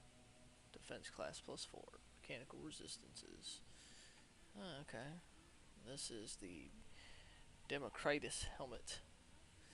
This helmet's internal frame is made of durable plastic covered with two-color elastane. The seal and fasteners allow for the addition of protective visor, gas mask, or special goggles. Like most scientific equipment, it was developed by Modus Company and manufactured at their plant in Belfast. $50 whole for that one. We don't have any gloves. These are engineer gloves. I'm guessing that goes with our suit.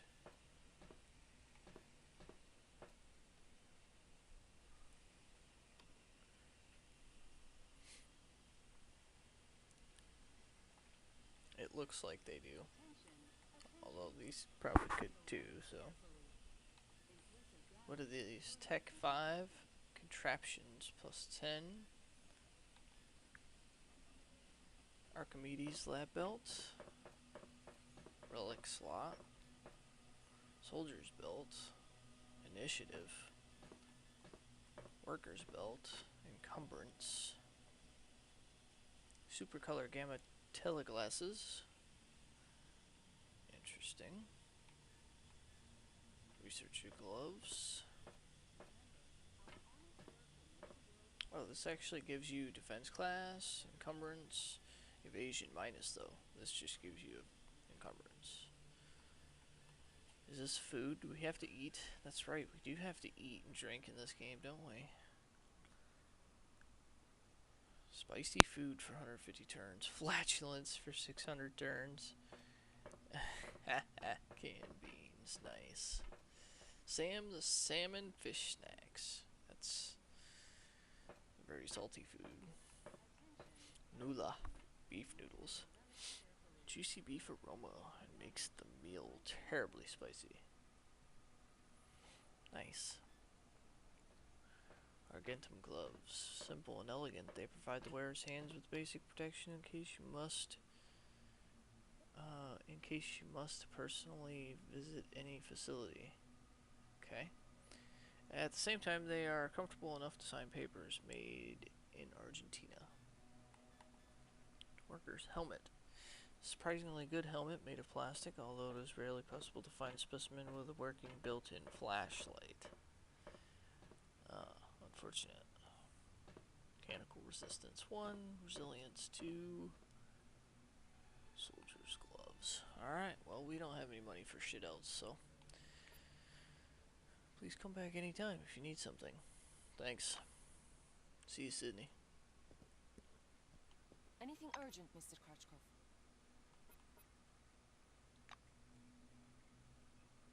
Katarzyna, did you mark it as Class 1 again, instead of 2? Scanner.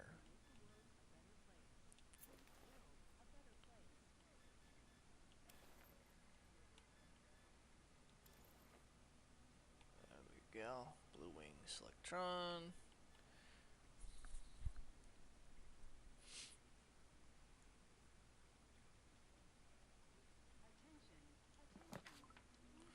Dear candidate, please accept our sincerest congratulations. From this day forward, you are officially part of the Cronus ranks.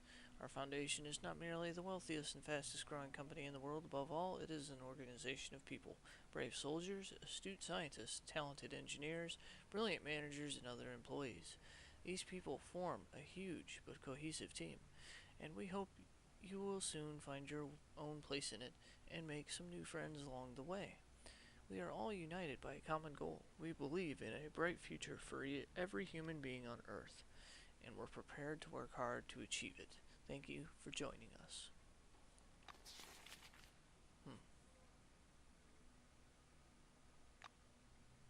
Oh, gain experience for reading a letter. How about that? Here's the scanner data. It says the relic is a scientific device. Wait, but it's still Class 1. Oh, I'm that's not going to violate protocol. another level. Katarzyna, my dear, you may violate protocol as long as it benefits the company. Take your lead from your colleagues. Correct your report if you have to, and don't act so innocent. Vladimir, I'm done. How do we mark it? Class 2 fragile. Tell Noyan the relic should go out with today's flight. Think about it. A Class 2 relic will mean a bigger payoff for the company, and that means a bonus in your wages. Categorizing it as Class 2 means access to state-sealed bids. I bet the Brits will buy it. They're always trying to one-up us. All right, Mr. Krachkov. I'll correct my report. Carl, add sealed bids to the market. Interesting. Notebook.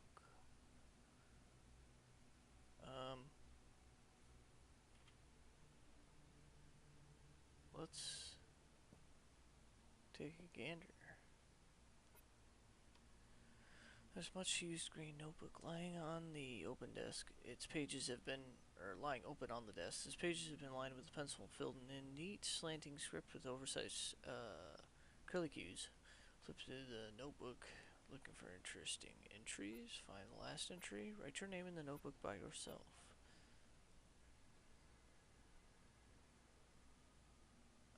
Let's not do that. We'll piss off some people here. The smell of good tobacco wafts off this tall, portly woman from a meter away. A black lacquered pipe, an open logbook full of signatures, and a metal flip calendar sit on the counter in front of her. A small nameplate reads, Margarita Tkachenko.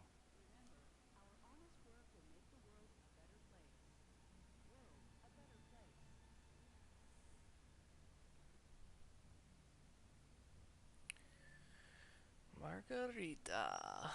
The woman fixes her coppery hair with one hand and casually lights her pipe. To what do I owe the pleasure? Her voice is deep and gravelly.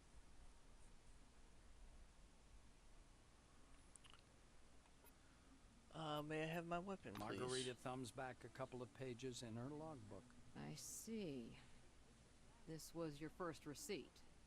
Correct. She glances at her Kairos, looks at you, snorts, and retreats to the shelves. A couple of minutes later, Tkachenko returns holding a small pistol. Oh. We do get a pistol? Good. She puts the gun on the counter and strokes the Bakelite grip with a strange affection. Pistols are good. Not for everyone. One needs a special skill set. The black draws the slide with a snap, Well, pops that's out the great, magazine with an 'cause I almost put points into imperceptible movement light and weapons. slams it back in place. It's reliable. With a nice heft, too, so even if it jams, you can always smack 'em on the head with it. That's Takachenko slides the pistol great. across the counter.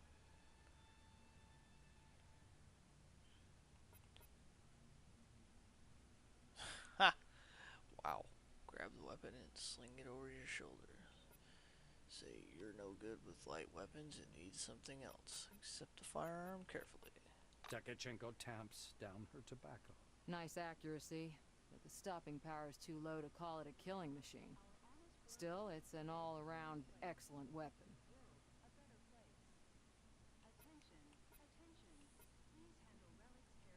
And anything I can gain from you perhaps about servicing this weapon? The black points at a poster on the wall behind her. Can you see what's written there? Clean and oil. I have nothing to add. Well, I was hoping maybe you could give me some equipment to clean and oil the gun, maybe, perhaps? But thank you. The armorer shrugs, puffing indifferently on her pipe. It's the least I could do. We have a requisition list from the Silvers. For free, you receive only rubbish. If you want the real deal, check out the weaponry shop. Or me. The rubbish. Weapons and equipment, other items may have different quality. High quality items are more expensive, less common, but have better characteristics. Okay. Leaning over the counter, the black points somewhere off to one side. Now it's time for your training. Fatherby is already waiting for you by the big gate. He's a bit dotty, but a good man nonetheless.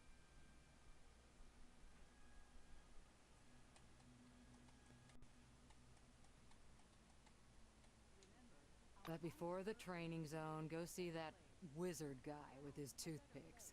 Be careful around him, though. Don't let him pitch you a line. Psychic my ass. She winces in disgust. Psychic. Encased is several modifiable keys that will make your gameplay much more comfortable. Hold down virtual key equals shift modifier. Whoa. To view more detailed tooltip for an item. Attack characters and doors. Highlight interactive objects. Hold down on the D-pad to interact with objects lying on the ground. Okay. Sure.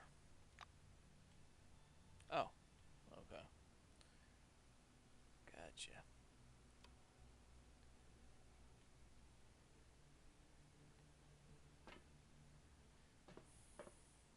Yeah, might as well not even look at what she's got, because we all know we ain't got no money. So let's equip our weapon. And we have 42 rounds. That doesn't seem like a lot.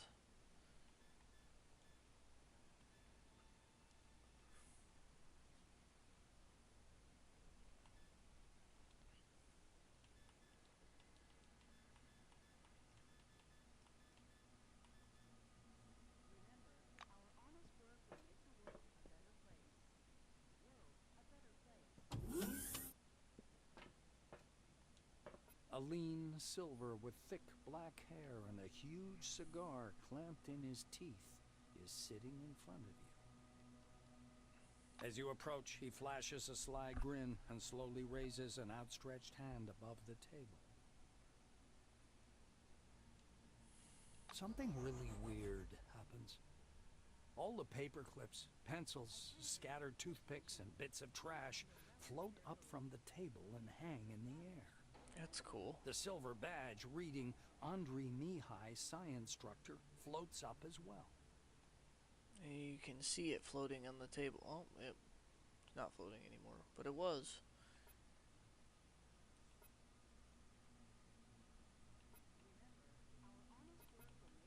Approach the table as if nothing unusual is occurring.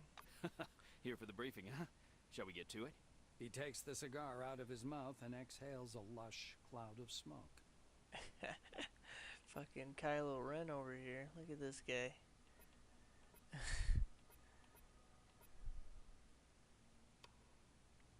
Alright. I'm here. The silver props his elbows on the table. Anyway, here's the deal. It's more profitable for people with a high psyche to study psionics. Give me your hand. Not waiting for an answer, he grabs your hand with strong, dark fingers. Andre gropes your hand briefly, then lets go, disappointed. The pills, huh? The anti-migraine, sleeping pills, neuroleptics, downers. What do you mean you don't take them? Well, off you go then. That means no talent, huh? Why waste time? No wasting time now. But alas, regulations demand it, so I'll give you a glove too. Regulations, huh?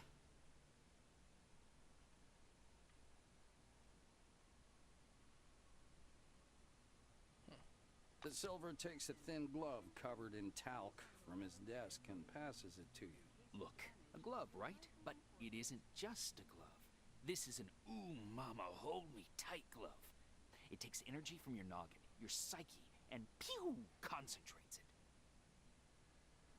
He counts off on his fingers. Learn psionics. Put on the glove. Transform energy into the necessary shape.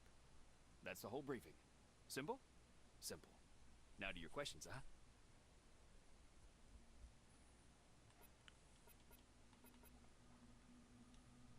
It doesn't take the psychic long to think of something.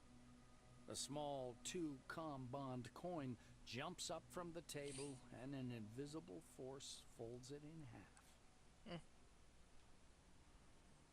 The ruined coin drops into a glass already almost full of coins in the same state.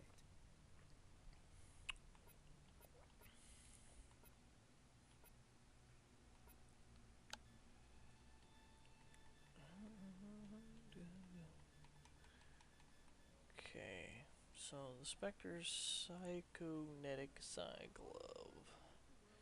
7 to 10 damage, 0 to 14 meter range, critical modifier of 200%. So it does criticals. Moderately loud, most common model of Psi Glove equipped with inertial Psyche Trap. The device receives signals coming from your brain and converts them into psychic impulses that inflict damage upon the enemy. Huh.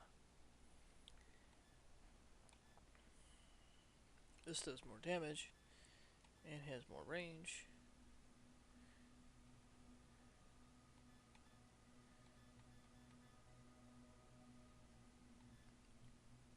But this probably doesn't scale with your psyche like this does, so this could potentially do more damage, I'm sure. Alrighty then. Let's see what else he's got here.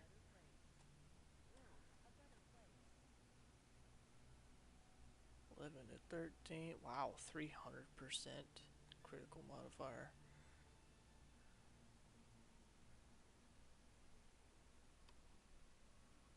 Jamming chance. Oh, I gotcha.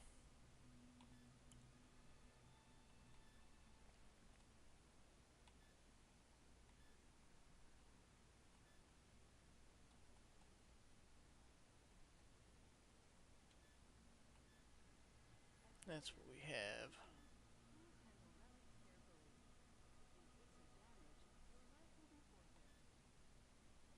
That's a much lower base damage though. Ew. Neocidum. Brains +2 for 300 turns. Can be addictive. Okay, so based on a well-known nootropic drug improved by Cronus Pharmacists, the drug's effect is instantaneous, increasing the patient's intellectual abilities, but unfortunately it can be addictive. Energon. Fatigue -300. Stimulated increases vigor and performance based on Jesus. Eleutherococcus combined with caffeine and phenylethylamine. Fucking me up with these words today. Phenylethylamine. I'm not even gonna try to attempt it anymore. I'm too tired for that. Alright, read the directions before use, and remember that Maximum cannot be held responsible for accidental death due to overdose. Wow.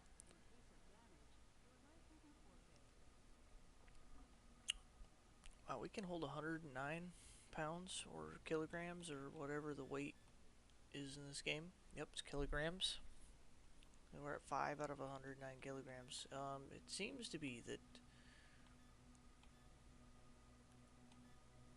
Oh yeah, the stuff we are wearing does count. Okay. How much is the bullets? 0.42. Okay. So they're 0.01 kilogram piece. This weighs nothing? Good. Okay, cool. Thanks for that, I guess. So should we equip it? I guess so. I'll complain to the Silvers about that idiot. They'll take the appropriate measures. Divided in many separate locations, some of which may be temporarily inaccessible. Transitions between locations usually look like doors sealing off a darkened area. Hatches, or specially marked areas, if the way is free, click on them and the character will open the portal and move through. I hate those oranges. What the hell do they break locks for?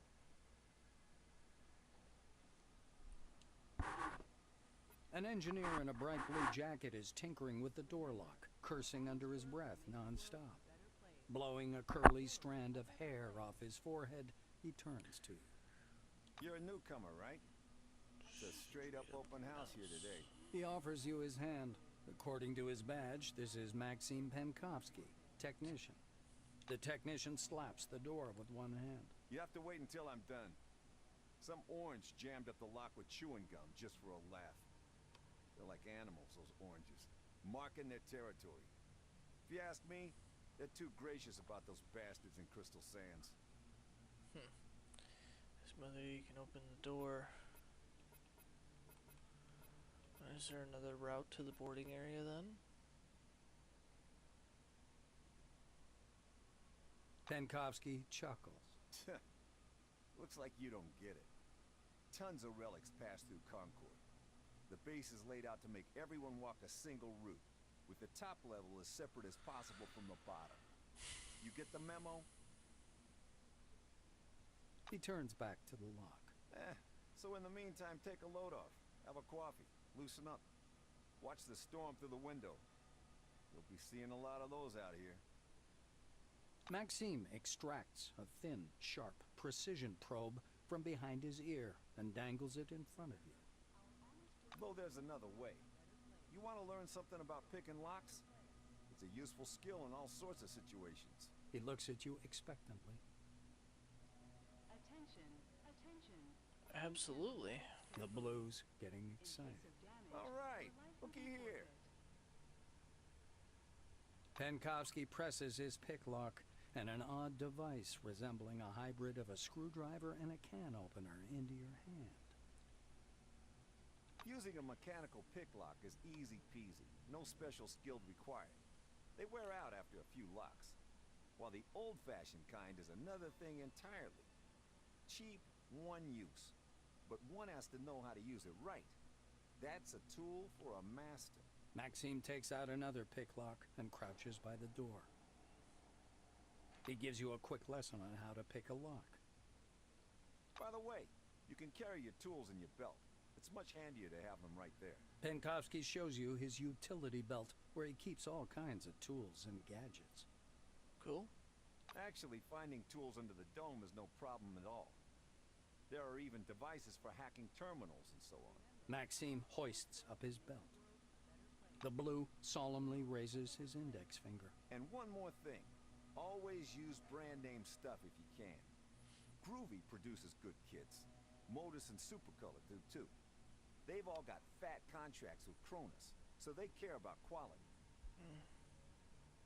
Good to know. He looks at the door again. Damn these locks. Though I'd rather be doing this than fixing hab pods. Those are a real pain in the ass. Penkovsky gives you a patronizing look. Because they're poorly made, warped from the heat, and the filters aren't worth a damn. The modules were constructed by marketing managers, not engineers. Building a city in the desert was also their idea. This project is all about PR. Cronus wants to show the world how tough they are. Throughout the game, you will come across locked doors, containers. Fortunately, they can be unlocked. Use excellent lock door. Select a desired ability from the list. Use special lockpicks, increases chance of success, but those usually deplete rather quickly. In addition, you can break down the door with brute force, or there is a terminal nearby. Try to open the door with it.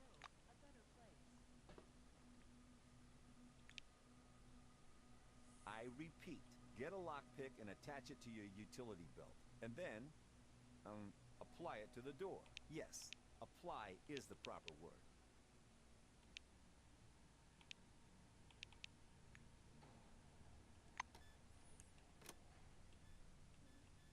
So what you're saying is I can't do it without a utility belt, electric lockpick, and simple lockpick.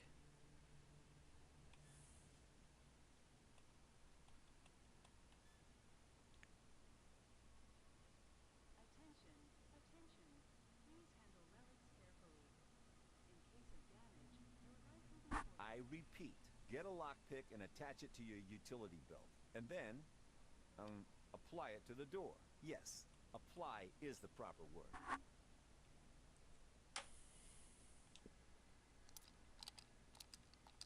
You're doing great. All right, off you go. I'll keep working on this lock because of that orange. Hey-ho. Thanks, man. Appreciate you. Welcome Under the Dome, an amazing excursion to a world of new technology and the riddles of an ancient civilization. Listen to this information, useful for all Attention! and receive a colorful Attention! leaflet. Criminal detected. Measures are... Attention! Attention! Oh. Criminal... Welcome Under the Dome, an amazing I don't know what I excursion to a just world did. of new technology Measures and are the riddles being of an ancient taken to civilization. neutralize Listen the to this intruder. information, useful for all wings, and receive a colorful Don't shoot me. I don't know what I did. I hit up on the D-pad. That's not what I was trying to do.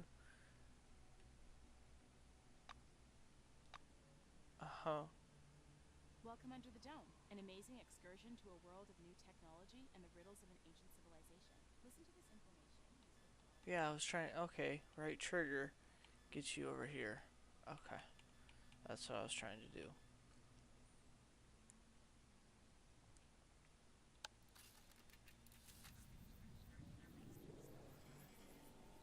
amazing excursion to a world of new technology and the riddles of an ancient Oh, what civilization. Listen to did this I just do? information, useful I for all used the wings, scanner. and receive a colorful leaflet.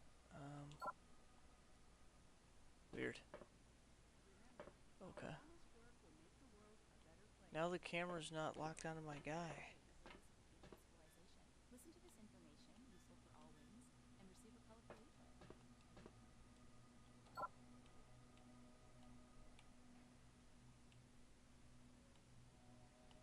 Oh boy. How do I fix that? Oh boy. There we go. And receive a colorful leaflet. I'm figuring it out. You see a tall scientist in a white lab coat, bathed in the dim lamplight. He almost appears to be hovering above the laboratory floor. The man turns at your footsteps. He's holding a paper clipboard and a pencil. His shimmering silver badge reads Sebastian Van Olden. He glances from you to the glittering watch on his wrist. I want us to respect one another's time. Please speak loudly, clearly, and to the point. You must be the newcomer I was told about. Nice to meet you. Finished with his unusual greeting, he offers you his thin hand. Thank you. Nice to meet you. Let's continue. The scientist puts the clipboard aside, raises his watch for a closer look, and sets the timer. He shows you his watch dial. According to the rules of this briefing, I have to touch on a large number of topics. Therefore, I will do so very briefly. Do not interrupt me. When I'm finished, I'll answer your questions. Within regulations, of course. Sebastian produces his handheld and clicks some buttons. I checked your scanner. It's working and is connected to the Minerva database. Everything you scan will earn you Kronos or Forefathers knowledge points. Decentralized computing system that facilitates information flow throughout the dome, created by Siamese twins Sid and Phil, and that certainly was reflected in its design. The instructor watches you with displeasure. Are you listening? Scan everything that might be of scientific interest. First of all, anomalies. They could be dangerous. Make sure to always have medication with you. Okay. He places a canvas pouch in your hand. This pouch is full of bolts. You can temporarily discharge an anomaly by throwing a bolt into it. It's primitive, but reliable. Van Olden pushes a button on his stopwatch. So, my oral briefing fell within the allotted span of time. Any questions you want to ask me?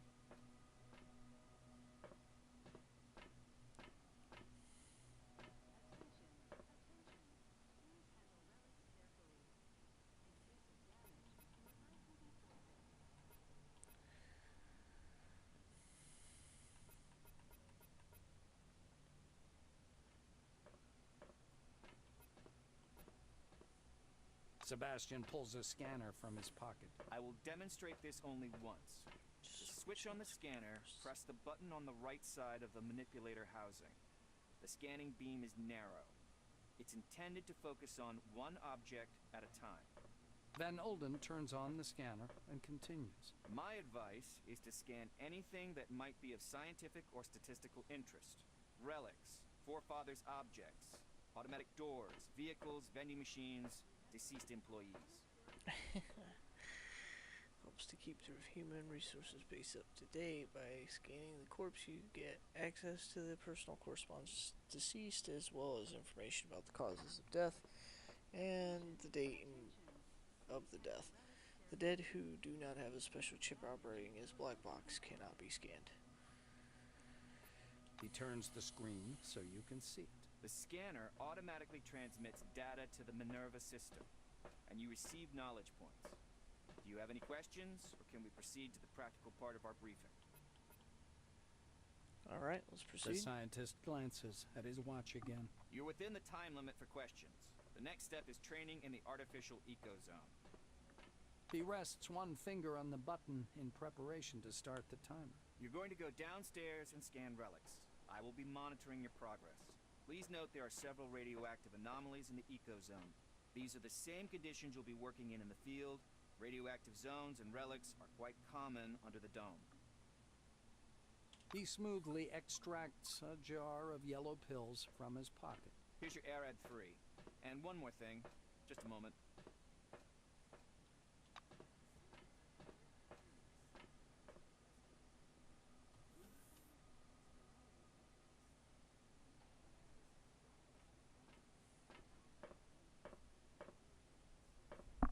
Where's he going? Welcome under the dome, an amazing excursion to a world of new technology and the riddles of an ancient civilization. Listen to this information. Is he coming back? And receive a colorful leaflet. Okay.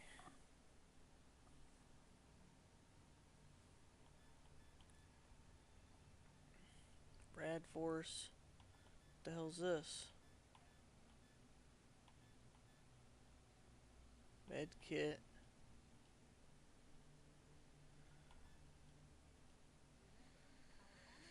Radiation. Energy resistance, biochemical resistance. We got 20 bolts. Okay, so he just was like, listen to this information. Welcome under the dome, an amazing excursion to a world of new technology. I don't know. He was like in the middle of talking and then just walked away, so. Let's F5. This is please stand by for decontamination to end. Eating food, taking medicines may impose certain status effects on you. They can last for different times and be positive or negative. Some attacks and abilities can also apply status effect that changes characteristics of the target, for example, bleeding, poisoning. Yes, that makes much sense, I know. Oh, here we go. I guess those are anomalies down there. That looks dangerous as fuck.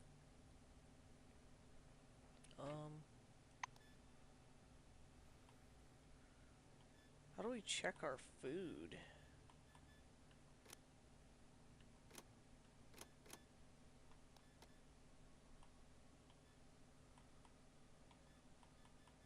Oh yeah, there it is. 4 out of 1,000. What is that?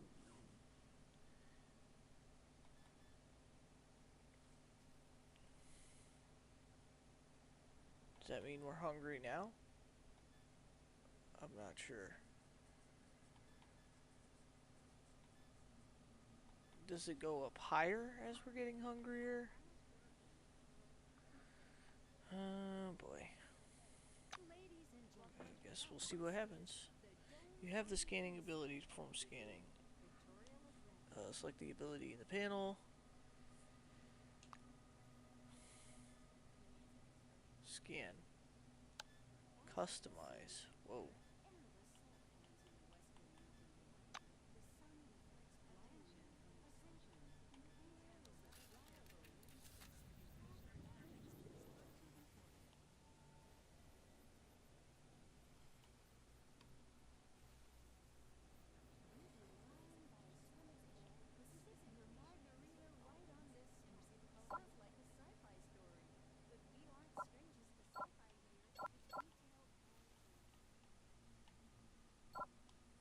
Am I too far away?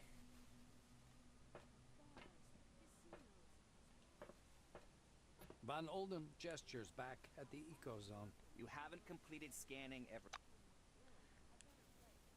Do I have to climb down the ladder to do it? I probably do. Oh, what's that? Wow, that was kind of loud.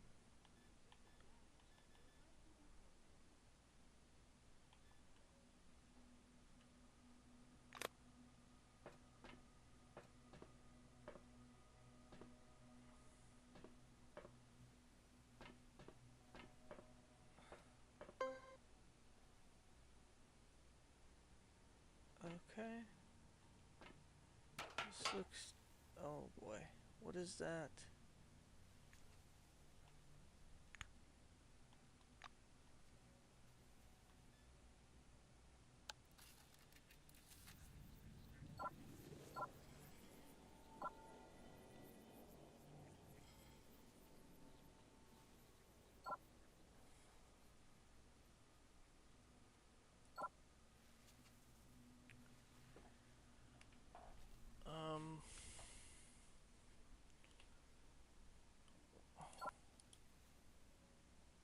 Be careful around the anomalies.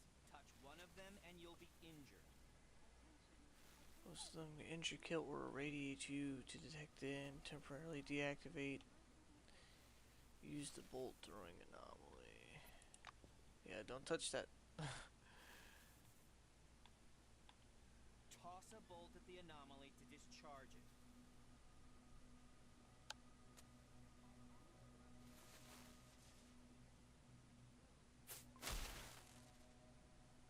Aha. Oh, oh. Oh.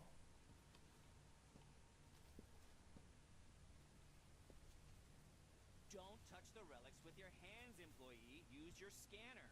Radiation sickness will not add to your knowledge. Oh my god.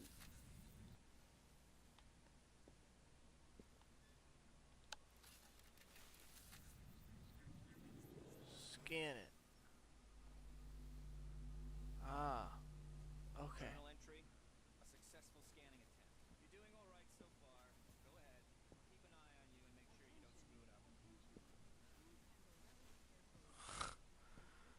Oh boy. So don't get within the circles. Oh.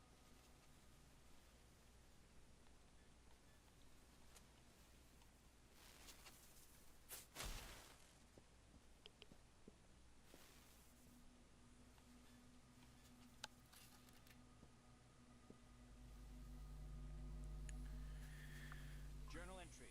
2 objects scanned. And again, watch out for anomalies. Touch one and you'll be injured. Toss a bolt at the anomaly to discharge it. Journal entry. All 3 objects have been successfully scanned. Come upstairs, employee.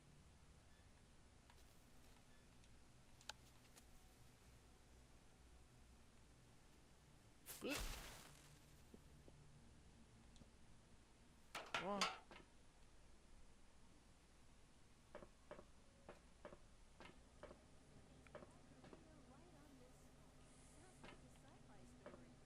Sebastian meets you on the platform. Your finishing time is within the acceptable range. Okay. He clicks the stopwatch button, fixing the result time. And we'll say next. The scientist turns back to his notes. Not bad. One question. You observed several anomalies while scanning. Why do you think they appeared? I'd like to hear your opinion. The scientist assumes a superior expression. I knew you'd come up with something like that. I see you understand nothing about the nature of anomalies. So let me add a couple of points. He glances at the shimmering blue light in the eco-zone. The truth is, we don't know the precise reason for these phenomenon either. We actually know nothing, no matter how much we try to convince ourselves otherwise. Sebastian points a thin finger at the clustered lightning. I personally believe that the anomalies are the dome's security mechanism. The ones you saw are relatively harmless, but there are different anomalies in the desert, phenomenon that toy with the human mind. Great. Van Olden clasps his hands behind his back. I know you don't care, but I'll say it anyway. Scientists today are required to be wonder workers who can heal cancer with a wave of their hand and solve the secrets of the universe during their coffee break. For some reason, no one wants to understand that fundamental science is always an investment in the future. It produces no answers here and now. The White's gaze strays back to his clipboard. If something terrible happens under the dome one day, and I'm sure it will, science will protect no one. That is all. Off you go. Well, at least you're honest. Gotta appreciate that. Please stand by for decontamination to end. Civilization. Listen to this information, useful for all wings, and receive a colorful leaflet. Norman Potter. Vacuum cleaner. Winston? What is this? Oh, a drink dispenser. A middle-aged black is sitting behind the counter with his hands in his lap. The buttons and zippers on his uniform are polished to a shine, and even his badge, Winston Botherby, instructor, has been buffed so much it hurts to look at it. Botherby frowns as you approach. Your first act is being late for the briefing. You going to be late for your funeral as well?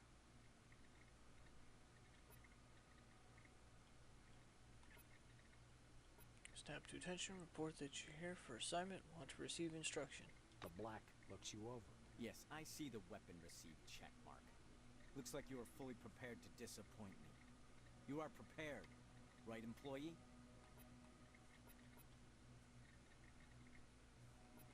Botherby leans over the counter and directs you to the doors. Behind this door is a combat simulation computer. Launch it and begin your course. He raises his index finger. The conditions in the training zone closely simulate those one would experience in the field. Your goal is to avoid getting lost and dying of dehydration. And try to aim the barrel away from yourself when shooting. Pulling a notepad from his pocket, the instructor jots down your name. Your goal is to hit 3 targets. I'm going to monitor you and advise as necessary. And try not to burst into tears. That's all. Go ahead.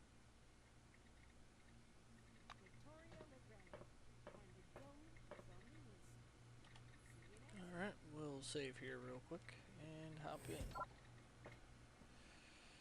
Use terminal. Throughout the game, you will often have to interact with various computers. Terminals contain useful information like turn on, disable mechanisms, open locked doors. If you accidentally or intentionally killed one of the main characters, then information on how to progress further in the game can almost always be found in their terminal. Oh wow. You can kill main characters. Okay. Anyone can be killed, it seems. Even important characters. Before entering combat, make sure you're prepared. Check your companion's health and yours. Move your weapons from inventory to hand slots. Load your gun. rare medicine to counter health damage. Consider the sequence of your actions, direction of your tag. Just make a bloody mess. Okay. Enter Alpha to initiate the Alpha Squad hologram. Proceed to the training zone. Trap discovered.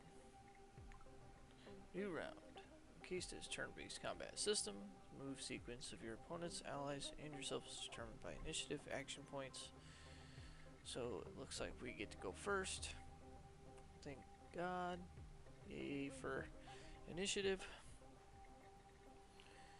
Still have some AP left. You can spend them increasing your defense class by clicking on the cover button. Okay, okay. So we have 8 AP.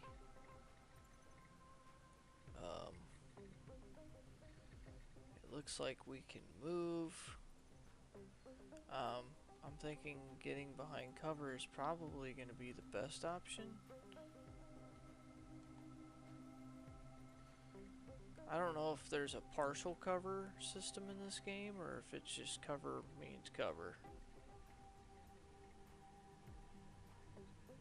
Or can I just take cover standing here? I don't know. How does this actually work? I mean, he's clearly out of range.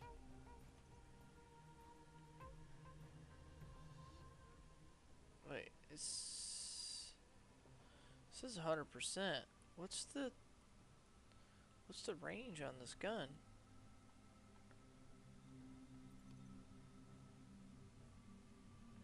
And it costs 3 AP to shoot. Huh.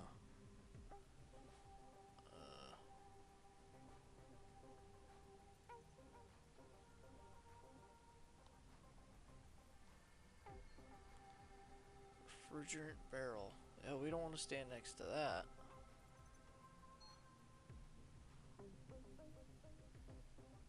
Thunder electric mine.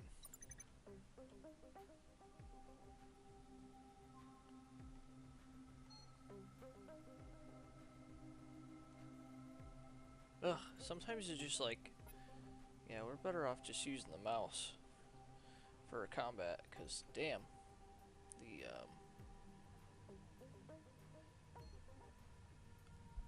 controller likes to just like move really slow, and then sometimes it just shoots off the screen. Oh, we can get rid of that. That's great. Let me do that. Alright, so if we move here, we can still shoot, but I don't want to be by the refrigerant thing. What about here? Can we move here and then still shoot? It seems like yes. Out of firing line. Ugh.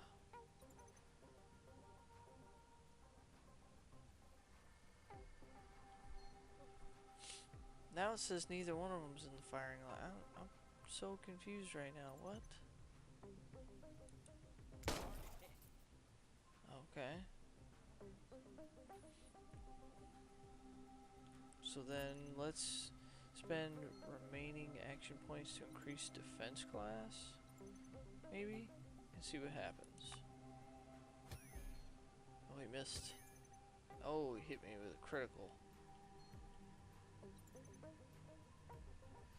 Oh, he's coming over here to punch me. Interactive objects, traps, pools, toxic goo. Okay.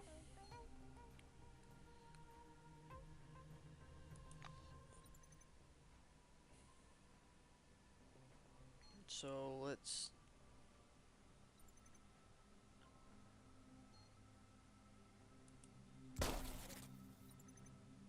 Yeah, I'm not sure cover actually does anything in this game, to be honest, other than line of sight. I think it's really just line of sight.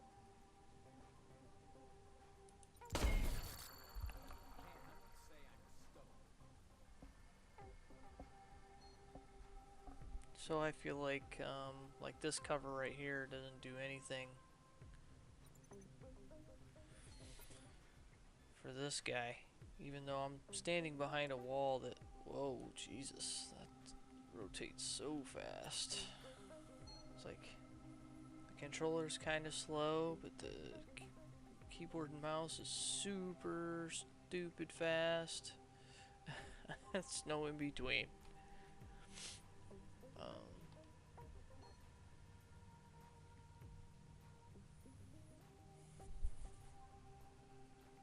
I guess we're better off just increase defense class. Or you can skip the turn, and that would save these 2 AP.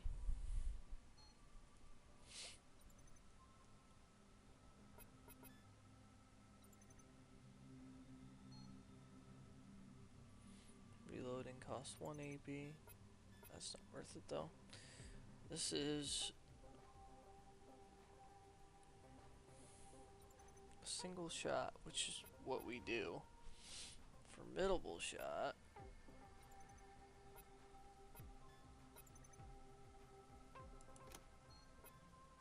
This is 4 AP for Psyshock.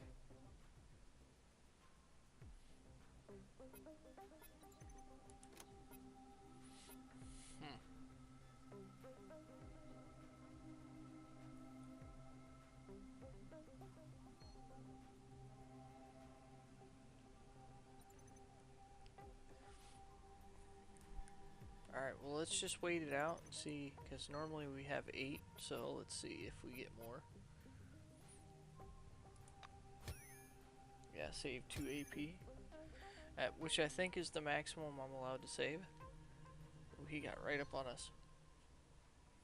Yep, we have the 2 extra AP.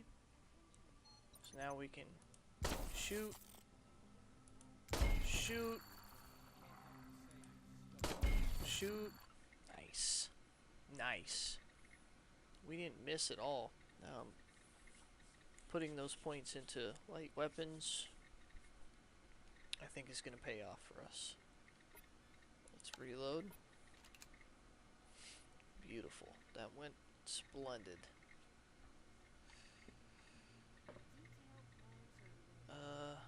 We have the gun in our hand still. Is that safe?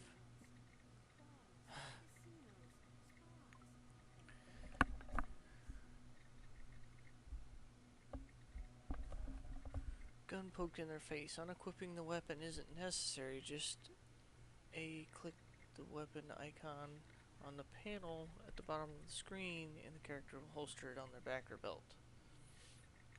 I don't know about you, but I'm sure I'll come here later and we'll feel like a real queen. This is Victoria LeGrand, and the dome from the inside. See you next time. Holster. Okay. Gotcha. Bother be nods, grandly. You made it through training without making a total fool of yourself. Congratulations. I'll send a report up the chain about your completely unanticipated success. You're dismissed, employee. Great, thanks.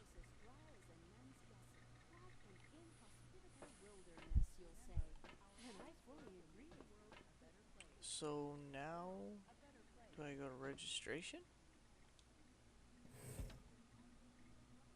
Uh-oh. Oh, froze up for a second there. Made me nervous. Do I have to talk to this guy? Is he gonna come over here? No? Oh, let's save. Can we go in here? Oh, we can. Short, skinny technician is working among the warehouse shelves. With his eyes glued to the stacks and stacks of cases, he's frantically writing something in his notebook. His badge says, Marek Dankovsky. Why do you keep bothering me? You clap him on the shoulder, but he just hisses in your direction without looking. Abbott, please. It's not funny anymore. Ask if he needs help. I'm all ears. Hearing your unfamiliar voice, the lab assistant spins around. Oh, Jesus, I'm sorry. I mistook you for my idiot coworker.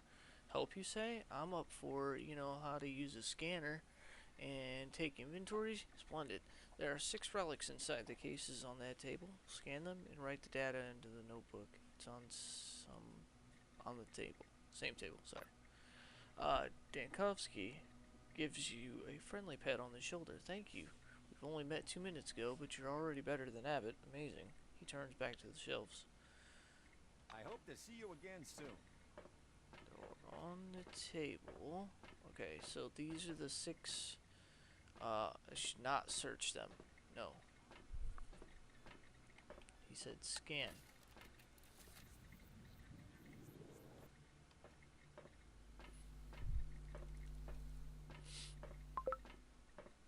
Oh, nice. That's giving me XP too, so yes. I'm glad I asked to help you.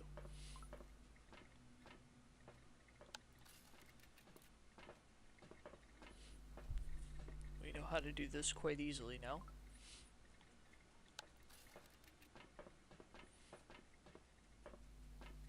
That's 4.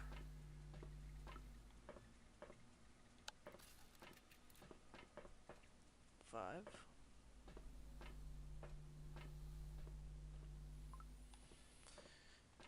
And a 6.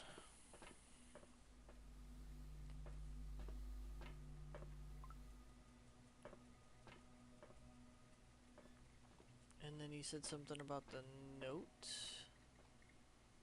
on the desk.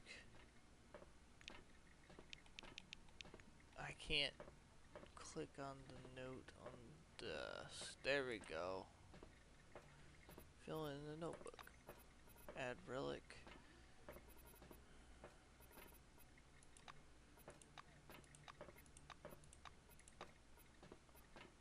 You see all the fields have been filled in, you put the notebook back and move away. Job complete. Crafting ammunition, food, what the fuck? Oh, it's crafting bench over there. Okay. Stone equipped special workbenches with all necessary tools. Chemists, gunsmiths, cooks, etc. have their own workbenches. Most of these workbenches are located in workshops, warehouses, military bases. Create an item. You need to find appropriate workbenches, as well as have necessary parts. Oh, that makes sense. And corresponding ability of certain level, without taking modifiers into account. Gotcha. Nods to you, still scribbling his notebook. Discuss the task. Yes? Tell him that you're finished. Picks up the notebook, studies the records carefully. Yes, excellent work. I'm surprised even. I'm not accustomed to people who actually do what they're told. Thanks for the help. You're welcome. You step aside, and he looks back at you and waves affably. I hope to see you again soon. You are welcome. The bright orange terminal has a faint odor, new plastic and enamel. The splash screen for the stripped down version of a Care OS is playing. That's what usually installed on library mainframes and info terminals. Judging by the Department of Advanced Training sticker, you're standing in front of just such a terminal. You switch to main menu. Main menu, user profile.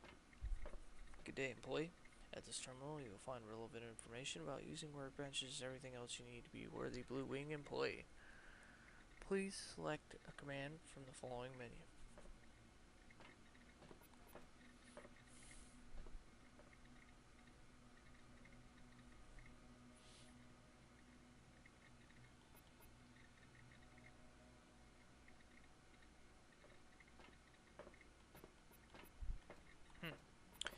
Technician, that's what we are.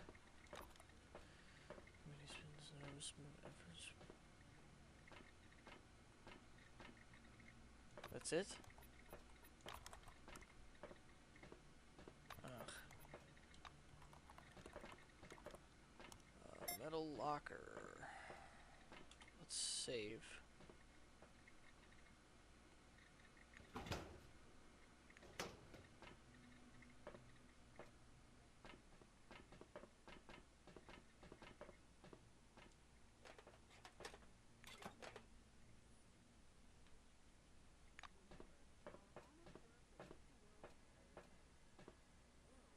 I see it's going to be hard to search things without using the mouse. That is unfortunate.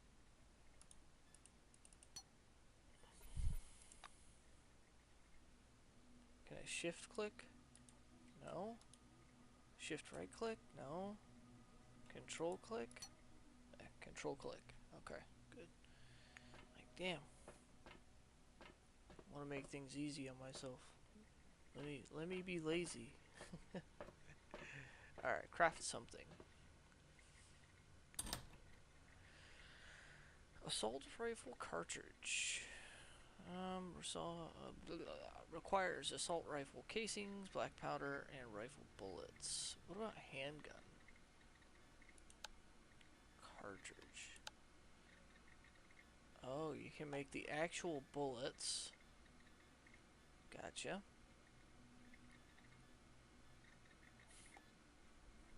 You need polymetallic ore.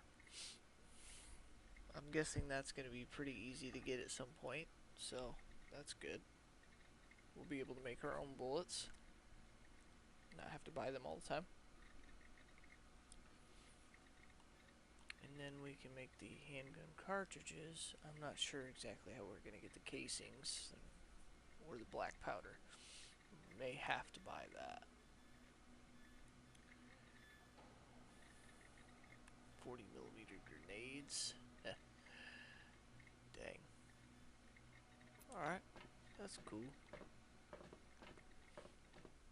Hey, you're at it again, asshole. Okay, you got me, Butch. Old habits. You know that. Shall we continue? Continue my ass. Read deal. Everyone gets 3 bolts. Hey, come on now. Start over. He only did it once. No, Butch is right. I ain't gonna argue with him. Course you ain't, you slime ball. If I find out you cheated, your mama won't ever see you again. None of our mothers will ever see any of us again. Damn dome. I'm alright. I'm dealing. Nelson Cunningham. What's on his back? Looks like it's got fire coming out of it.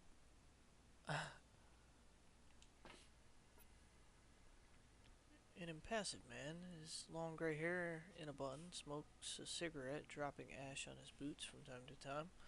Headphones hanging on his neck produce some metal music. Greetings.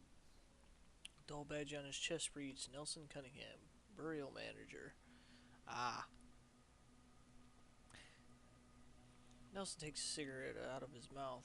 Hi, feeling good, huh? It's professional interests. Uh-huh. Okay. I hope to see you again soon. We'll just, how it go, man?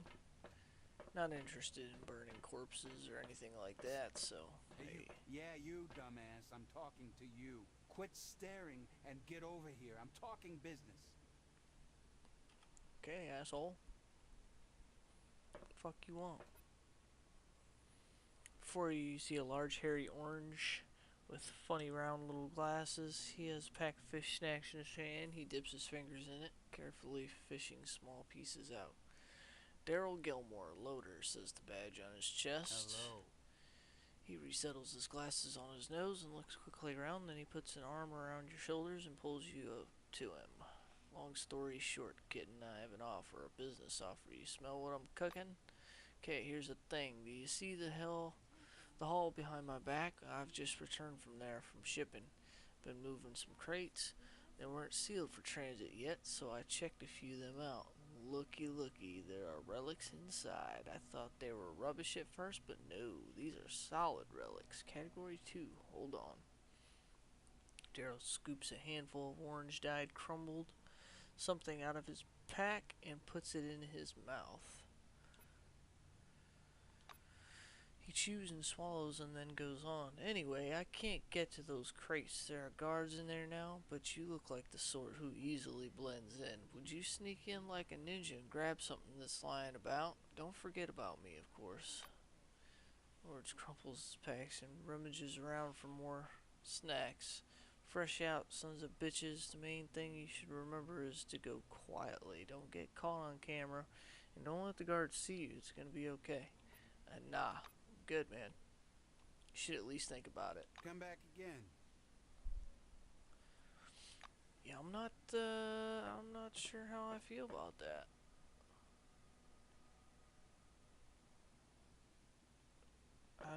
only see a guard. He's talking about... Oh, that's the weapon chick. What are you talking about? Let's save again.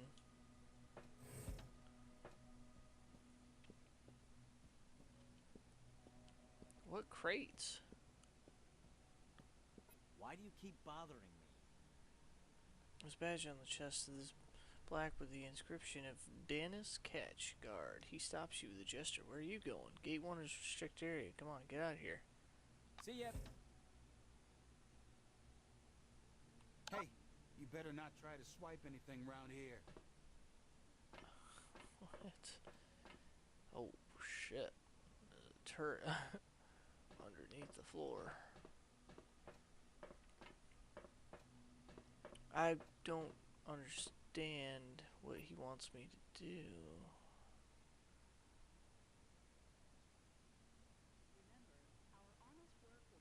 Have a good one.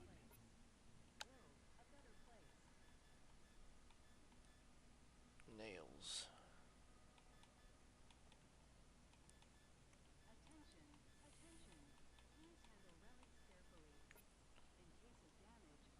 Okay.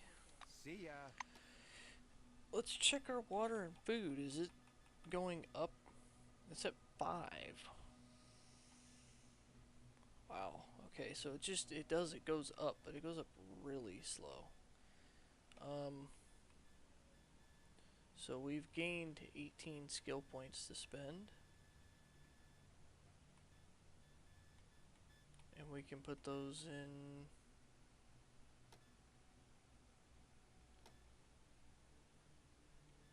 When do we get more stat points, I wonder? Like, every 5 levels or something? Or is it maybe those never go up?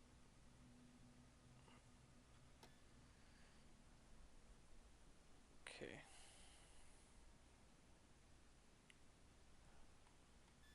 How do we switch to the applied one?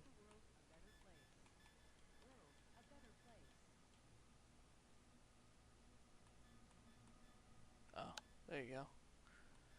Gotcha.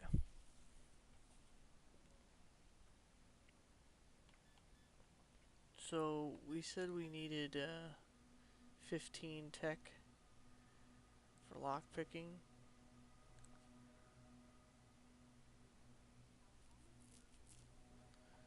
So we need to get that to 30 to be able to pick stuff.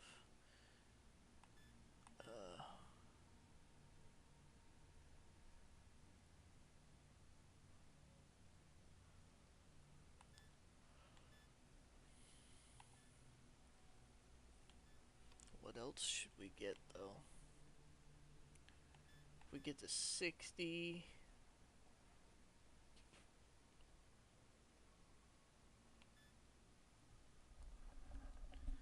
If we get to 60, we have the passive ability that there's a 60% chance to retain the ammo casings after firing. That's good, actually. We'd have to put 12 points into that to get that. This allows us to carry more weight, 3 times more experience for exploring location. AP plus 2 and current round, fatigue plus 100. Yes, you can do it. Evasion plus 10 at night. Passive ability of regeneration plus 10. Whoa. To you and companions. Damn, that's huge. Let me put at least 2 points into that for now. That's, yeah, that's gonna be huge. There are no threat to you. By adapting to the conditions of the dome as much as possible, you will be able to find the bare minimum of food and water in every part of it. But any company upsets the fine-tuning of your survival strategy. So as long as you travel without companions, you will never be hungry or thirsty. Good to know.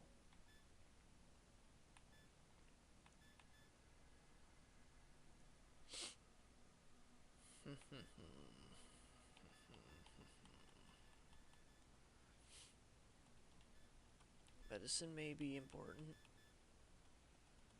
Restores 70% of maximum health, but uses fatigue. Set measures to neutralize toxins, removes poisoning, and gives protection from it for 1 round.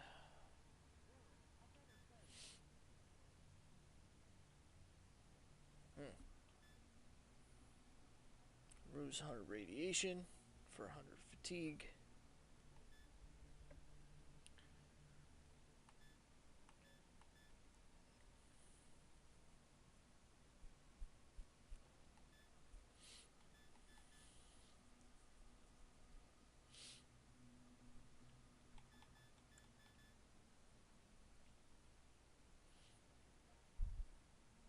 Can revive a character on the verge of death. Resuscitation. That's good. Relieves addiction as well as withdrawal just by simply using 200 fatigue. That's nice. Passive. Companion's maximum health plus 30 and fortitude plus 10.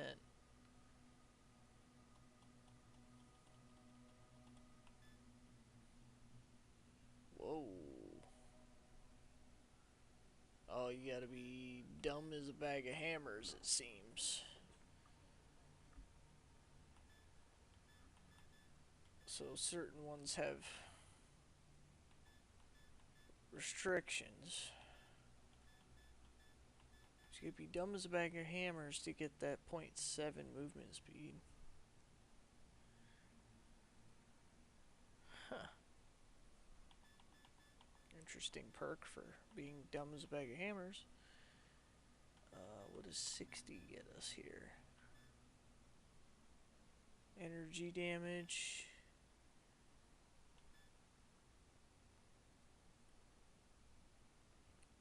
The cost of equipping weapons in combat is reduced to 1 AP. So, like, if you're switching a weapon, defense class plus 5. Store-bought armor does not satisfy you, so you solve. So you solve the problem with some artisanal improvements.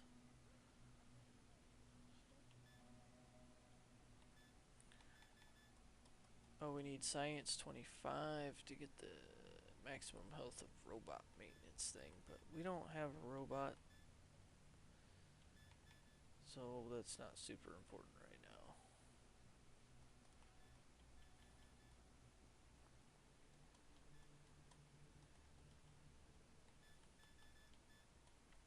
Ability to elicit trust and emotional closeness from your interlocutor. Ability to trade. The cost of purchased items is reduced 0.1%. Power play without actual power play. Effective and brutal. Conviction. The application of formal logic, rhetoric, and common sense arguments useful in discussions. That's actually pretty good. Companion movement speeds. Companions who are close to you have increased attack stats. Now, I wonder if upgrading this is possible to combine with another character that we might get later on that would also give you the saved AP and max AP and like movement speed plus 0.2, or if upgrading it on one character is enough and that's it, and then upgrading it on a second character would be a waste. Yes, I didn't mean to do that, but yes. So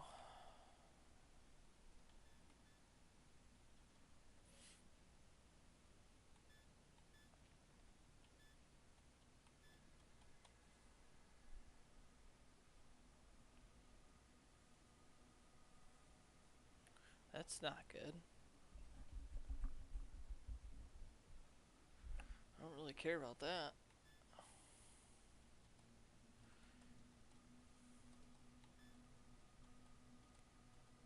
That's good.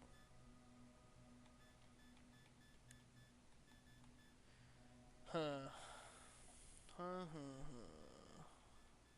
Psionics, meh. Contraptions, meh. Alright, let's take that to 50.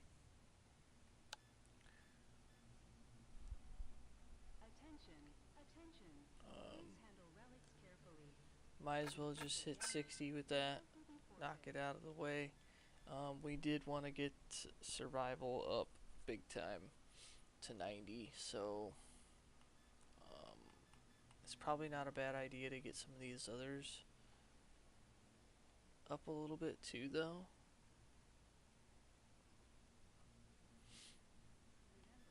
I don't know. Let's just focus on survival for now. Let's not get too crazy and putting a bunch of points into stuff we don't really need at the current moment.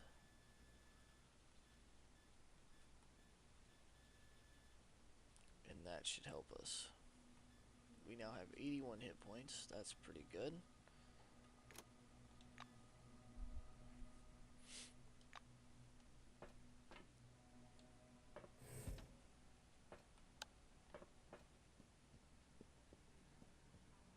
So he can't see us unless we get inside the circle of detection, seems.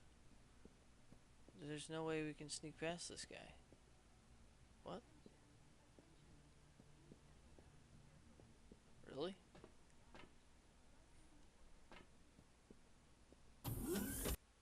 Okay. What's the point of the circle then?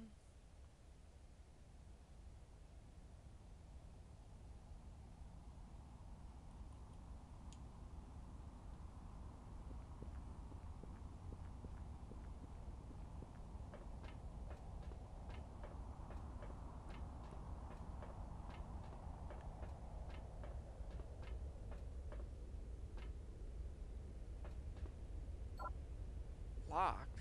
Oh, jeez. Of course they are. Oh, shit.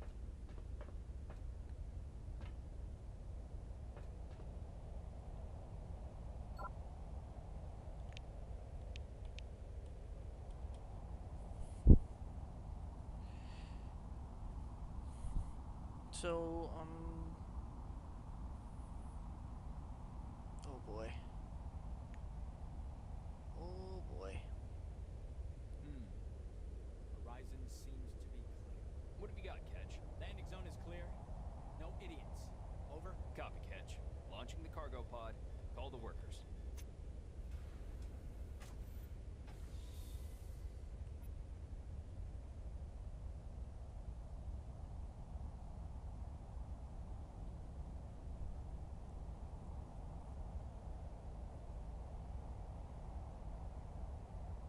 What?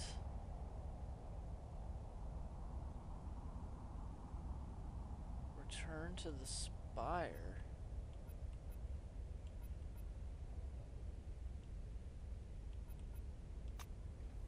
Go inside it and grope about for the door button.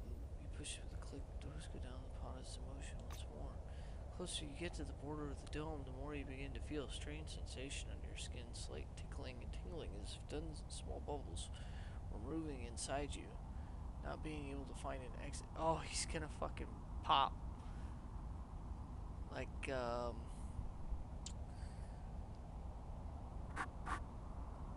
diving deep into the ocean and then rising up too quickly without depressurization. Hydrogen sickness. Tingling abruptly develops an incapacitating pain. You drop down on your knees and your body explodes, splashing the capsule with intestines. That's awesome. It's still got the lock picking thing on. That's great. Your earthly path has come to an end. That's so cool. What a way to die.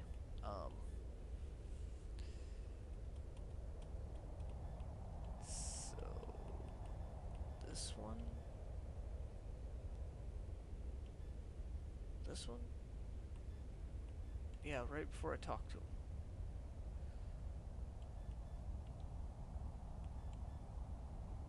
Oh, gotta hold it. I'm like clicking the button. It's not working. Alright. Oh, that's death number 1 already. Hey, you. Yeah, you, dumbass. I'm talking to you. Shut the fuck up. Salutation. I'll slap you in the face. Be lucky if I steal anything, if I give you anything.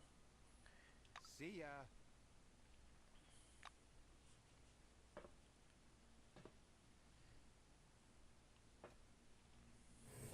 Hey, you better not try to swipe anything round here. Shut up.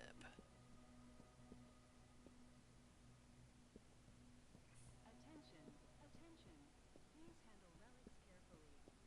In case of damage, your life will be forfeit.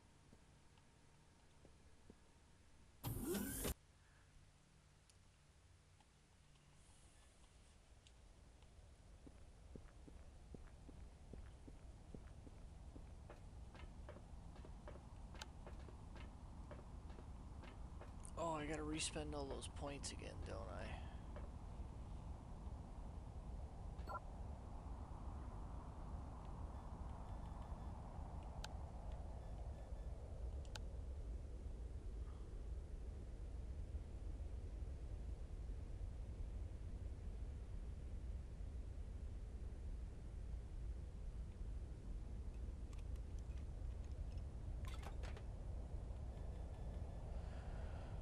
Relic dust and relic shards.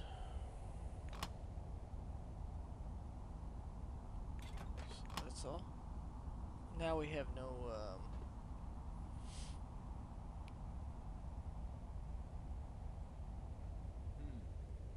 lockpick item anymore. What have you got, Catch? Landing zone is clear. No idiots. Over. Copy, Catch. Launching the cargo pod. Call the workers.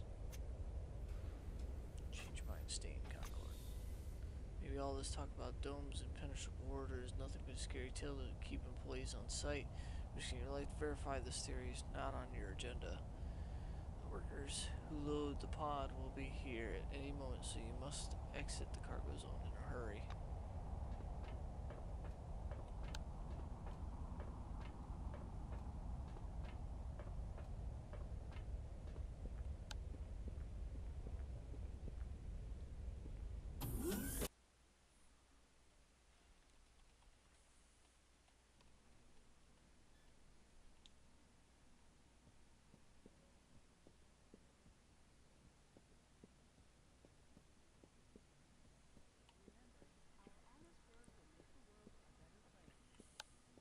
Hello again.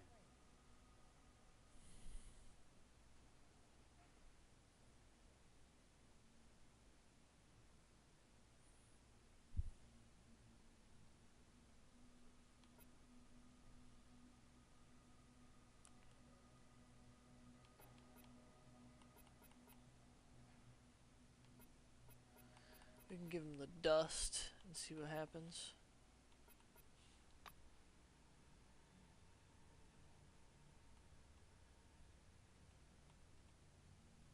Have a good one.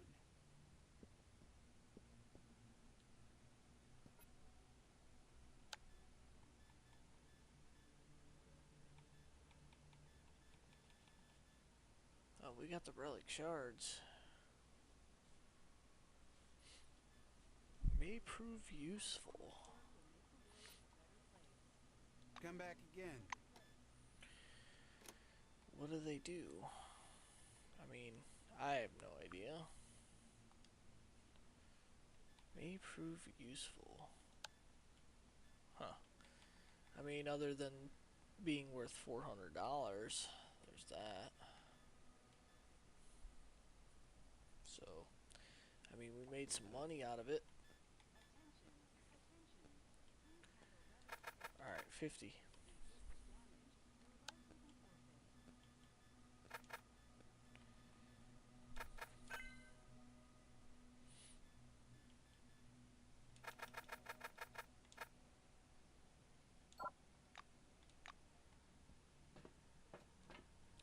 save again.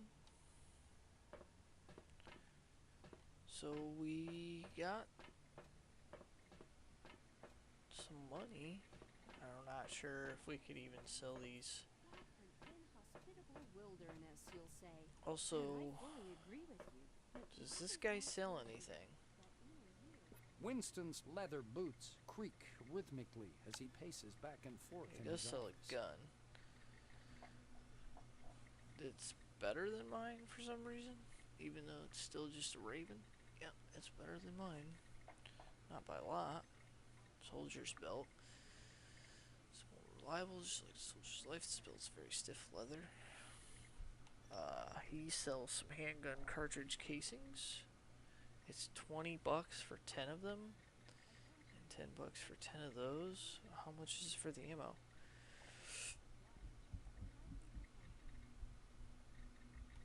Okay, so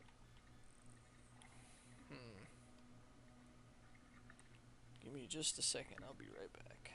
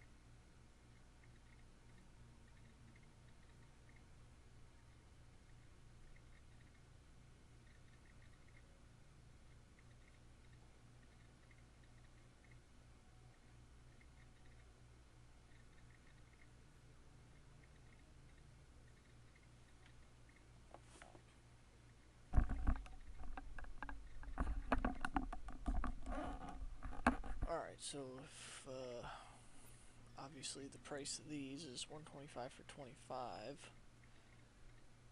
that's more than buying 25 of these. Clearly 25 of these would be 25, and then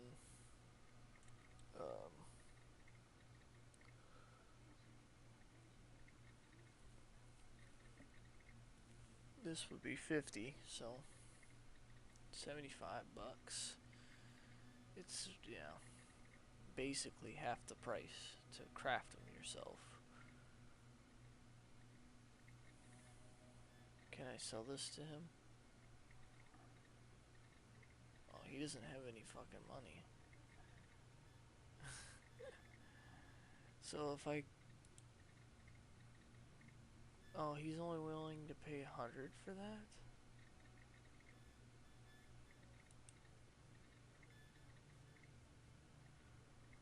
What? That's a trash deal.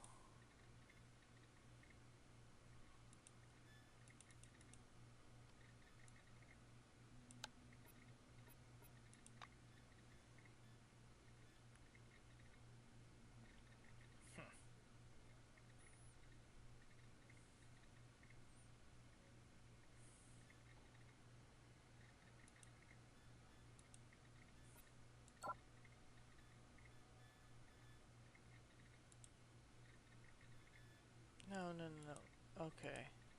It's one of those games.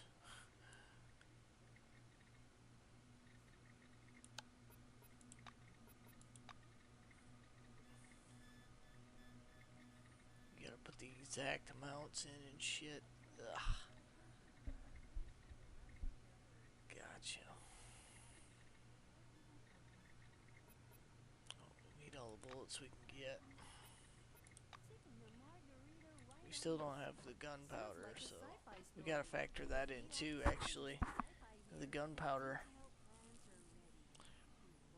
We don't know how much that costs. That's part of the price as well. So let's see.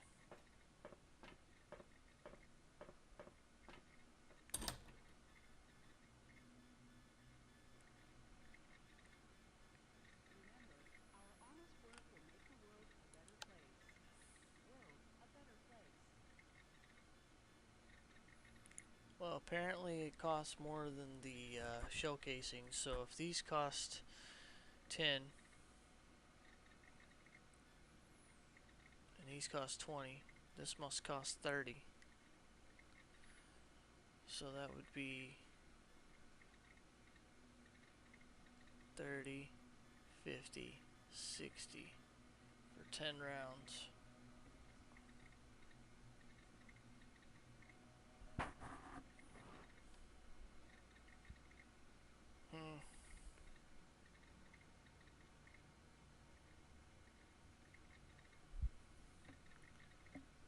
Attention, attention. Please handle relics carefully. In case of damage, your life will be forfeit.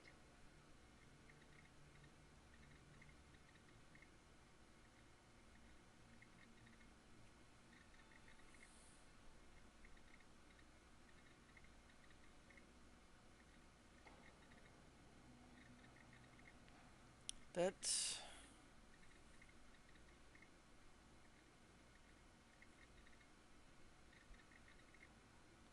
doesn't seem like a good deal.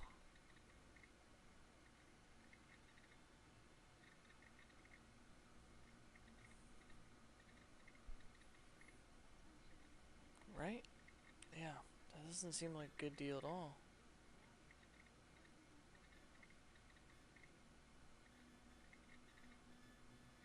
$60 for 10 rounds.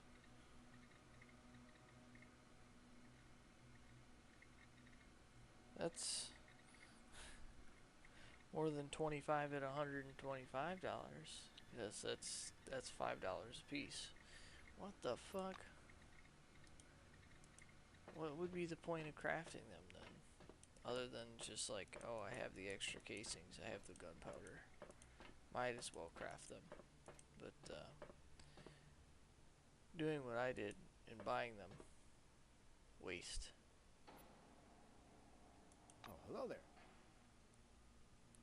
Friendship bracelets. More leaflets, but don't worry, I'll be telling you non-lethal weapons and how to defeat an opponent without killing him.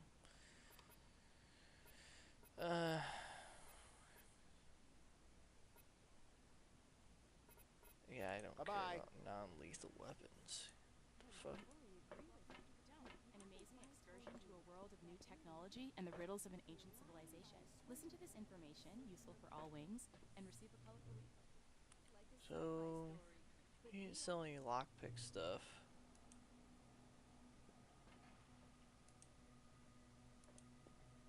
Her, maybe? Tkachenko grunts a greeting without removing the pipe from her mouth. Tkachenko opens the big black logbook on the... She got all sorts of shit. Sleeping spray? Wow, look at this thing.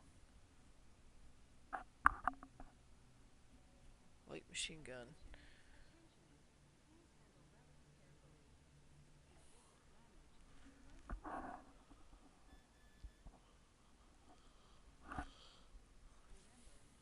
Jamming chance is less, magazine size is a lot higher, weapon range is higher, damage is higher. Holy shit.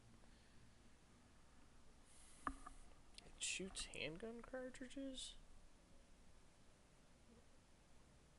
Would have never thought that. Figured it would have been rifle cartridges. Okay.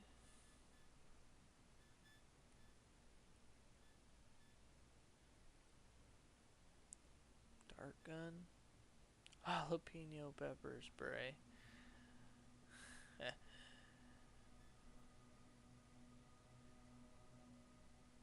she's selling 30 rounds for $150. Yeah.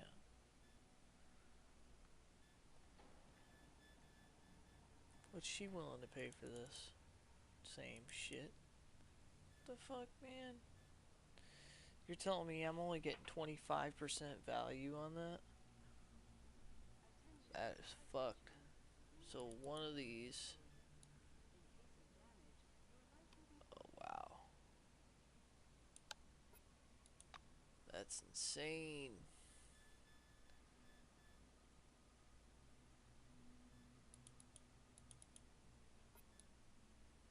But I get the $5 on the bullet. What?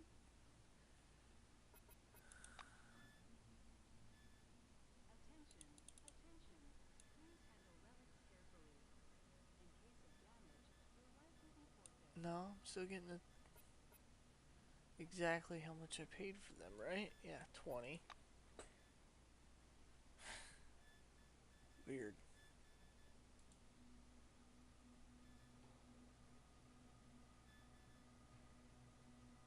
Just not on that.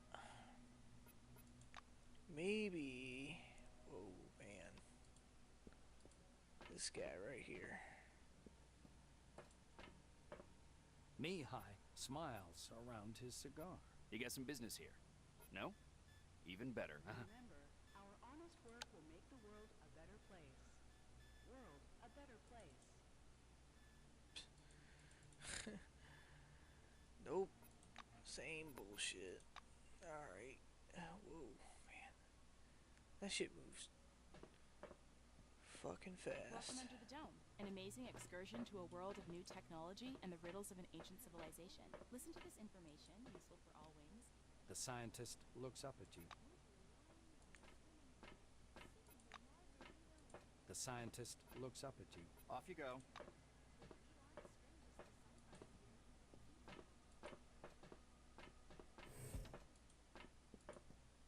Ed, spit it out. I can see that something's bothering you. Well, Our honest work will make the world a better place. it's a bit of a private World a better place. Come on already. We can't just hand Miss Norway the silver, see? She's unique among relics.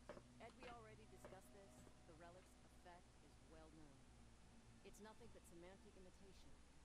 I wrote you about it, remember? I know. employee, please come here. There's an urgent task for you.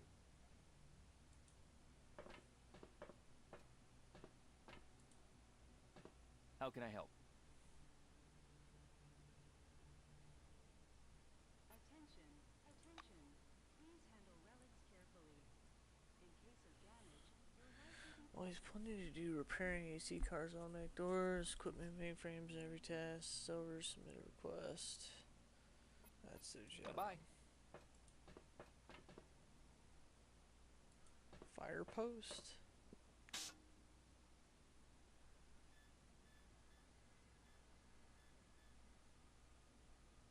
Huh. Pneumatic pistols and shit.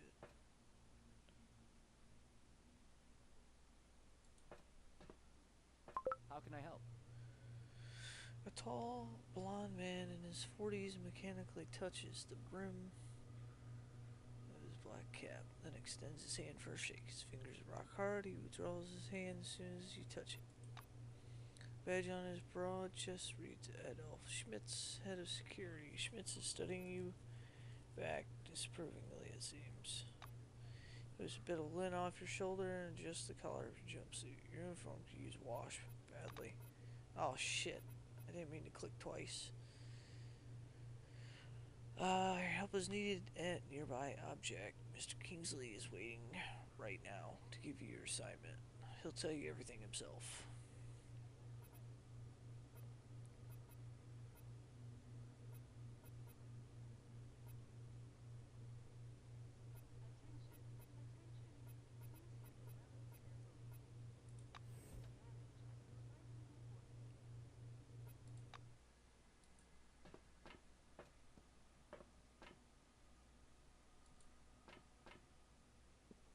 The giant display glows welcomingly when you approach. A red light comes on under the screen's steel hood. The camera is switched on. A gray old man with high cheekbones appears and squints out at you from the screen. Do you copy? He leans close to the camera, his glasses glittering. My name is Martin Kingsley. I'm Chief Officer of Magellan Base. We were supposed to meet in person, but unforeseen circumstances prevented that. One moment. I'll grab your file. He reaches for something out of view and produces a thin folder with your name on the cover. Apparently, your file. Kingsley opens the folder to thumb through the pages.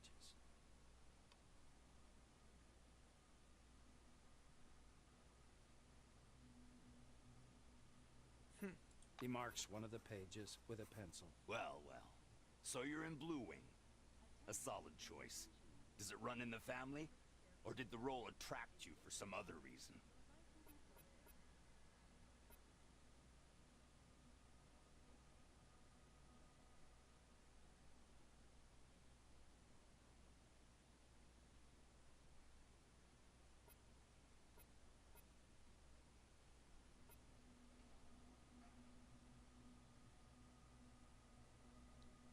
The quick strokes of the administrator's pencils suggest he's added 2 big plus signs to your file. There's around 6,000 vehicles inside the dome now, and that number will only keep growing.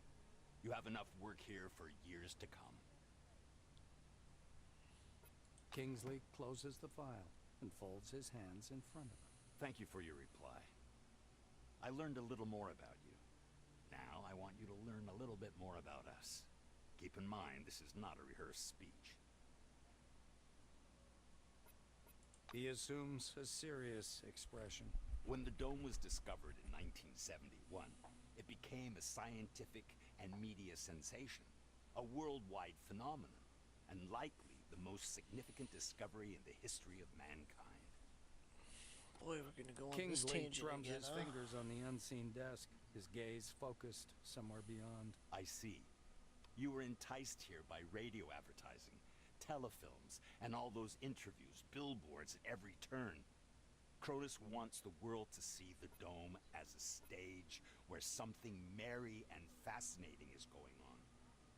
But now that you're actually here, I want you to see the real picture. You can't make out his eyes behind the glare on his spectacles, but he seems to be staring directly at you. Here's the truth. Nobody was waiting for us inside the dome. It's neither a treasury of technologies nor a cemetery of the ancients. Perhaps what we're doing now is defusing the world's most complicated bomb. Will our mission thrive? I believe so. If we work together and everybody does their part. He looks back at your file. I say, do what must be done. Because that's what the concept of the 5 wings is all about. Putting the folder aside, he sits Shit. back and stares at you in silence. It gets so quiet that the ticking of a clock can be heard through the Barely speaker. touched it and accidentally double-clicked again. I should just use the controller for this. Kingsley sighs quietly. You were probably waiting for some boilerplate welcome speech. But I prefer to talk about real-world problems. Glad to meet you.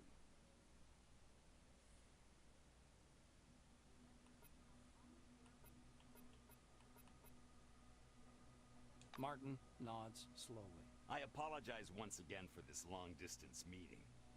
Now, as we don't have much time, I'd like to get to the point. I'm sure you're curious why you were taking off the bus to Magellan and brought here instead. He moves closer to the camera. I'm going to show you a short video. Please pay attention. Kingsley's face freezes on screen. I have an urgent mission for an employee of your background and qualifications. I'd have assigned someone from Magellan, but I'm short on personnel. That's why it has to be a newcomer. I apologize again for the rush, but it seems I have no choice. Go ahead, big boss. Martin noisily clears his throat.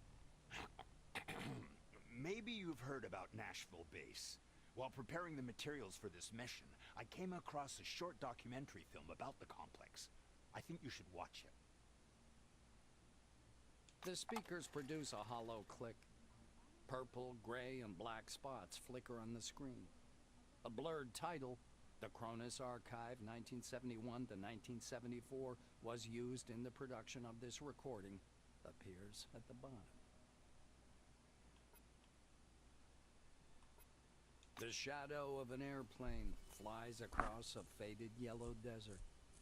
A cheery voice fills the room. Every day, our researchers uncover more and more of the dome's secrets. There is no doubt the underground structures, so-called objects, are organized according to some pattern. Though early on, the importance of the relics to scientific research was considered insignificant. The desert dims into the black of a chalkboard. White lines drawn by an invisible hand begin to sketch a schematic of the dome. The narrator continues. By 1972, however, many important discoveries had come to light in a period of only a few months, and the construction of stationary research bases adjacent to the more promising objects began. Personnel moved into Ankara in May of 1972, and within half a year, Boston and Dessau were also brought into service, though the biggest discovery was yet to come. The picture changes to a chasm suffused with electric light, people bustling about everywhere. The speaker's voice seems to come from a distance. In November of 1973, a massive network of underground caves and a structure of hitherto unseen complexity was discovered in Sector C-12. Soon afterwards, the construction of C-12 Nashville began. The camera glides through dim caverns as the silhouettes of bizarre mechanisms emerge. Metal structures loom up from the dark, surrounded by earth-moving machines and exhausted miners wearing orange jumpsuits. The speaker continues. C-12 Nashville is an innovative research complex located atop the primary relic mining location. The complexity of this object is unique. Communications, the film abruptly cuts out, and Kingsley's face reappears. The rest of this information is classified. Hopefully you get the main idea. Nashville is a very special place, requiring people with both special qualifications and special clearance level, though yours will do for your task.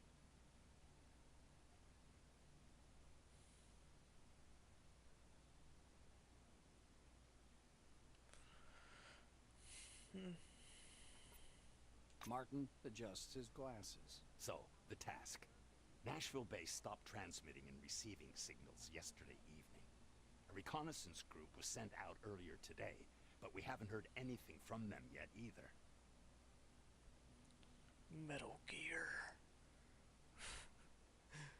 The chief officer rubs his forehead. Normally, I would never give this task to a newcomer like yourself, but I just don't have enough people. He looks down at the documents again. Furthermore, the group was lacking someone with your specialization. The communication problem appears to be more severe than I thought. Nashville's technicians could use another Blue Winger's help. Kingsley is looking into the camera once more.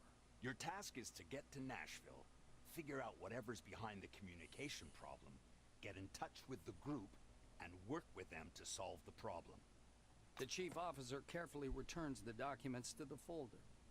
You notice his hands tremble slightly. Go downstairs. The truck must be waiting for you in storage. This task is urgent, but a small delay is acceptable if there's anything you need to settle here first. That is all. Any questions? No, sir. Kingsley's hand reaches toward the camera. Great to hear. Take care of yourself. I'll talk to you later. Prepare yourself to leave the base's defenses perimeter and venture into the outside world of Dome, where you must rely solely on yourself and your companions. Check your gear one last time, and go to the orange truck waiting for you in the garage, on which you will continue your journey to Nashville facility. Later in the game, You'll be able to acquire your own vehicles, which will act as your mobile base of operations and give you unprecedented freedom of movement. Awesome. Well, this is cool. Now we're going places. We got trucks. We got a quest now. We've got a purpose. So we'll be cutting it here, and then in the next episode we'll pick up from here, and we'll see what happens with this new purpose and quest. So thanks for stopping out, guys, and be sure to like and subscribe on the videos, and leave some comments. And I'll catch you guys in the next one. Peace out.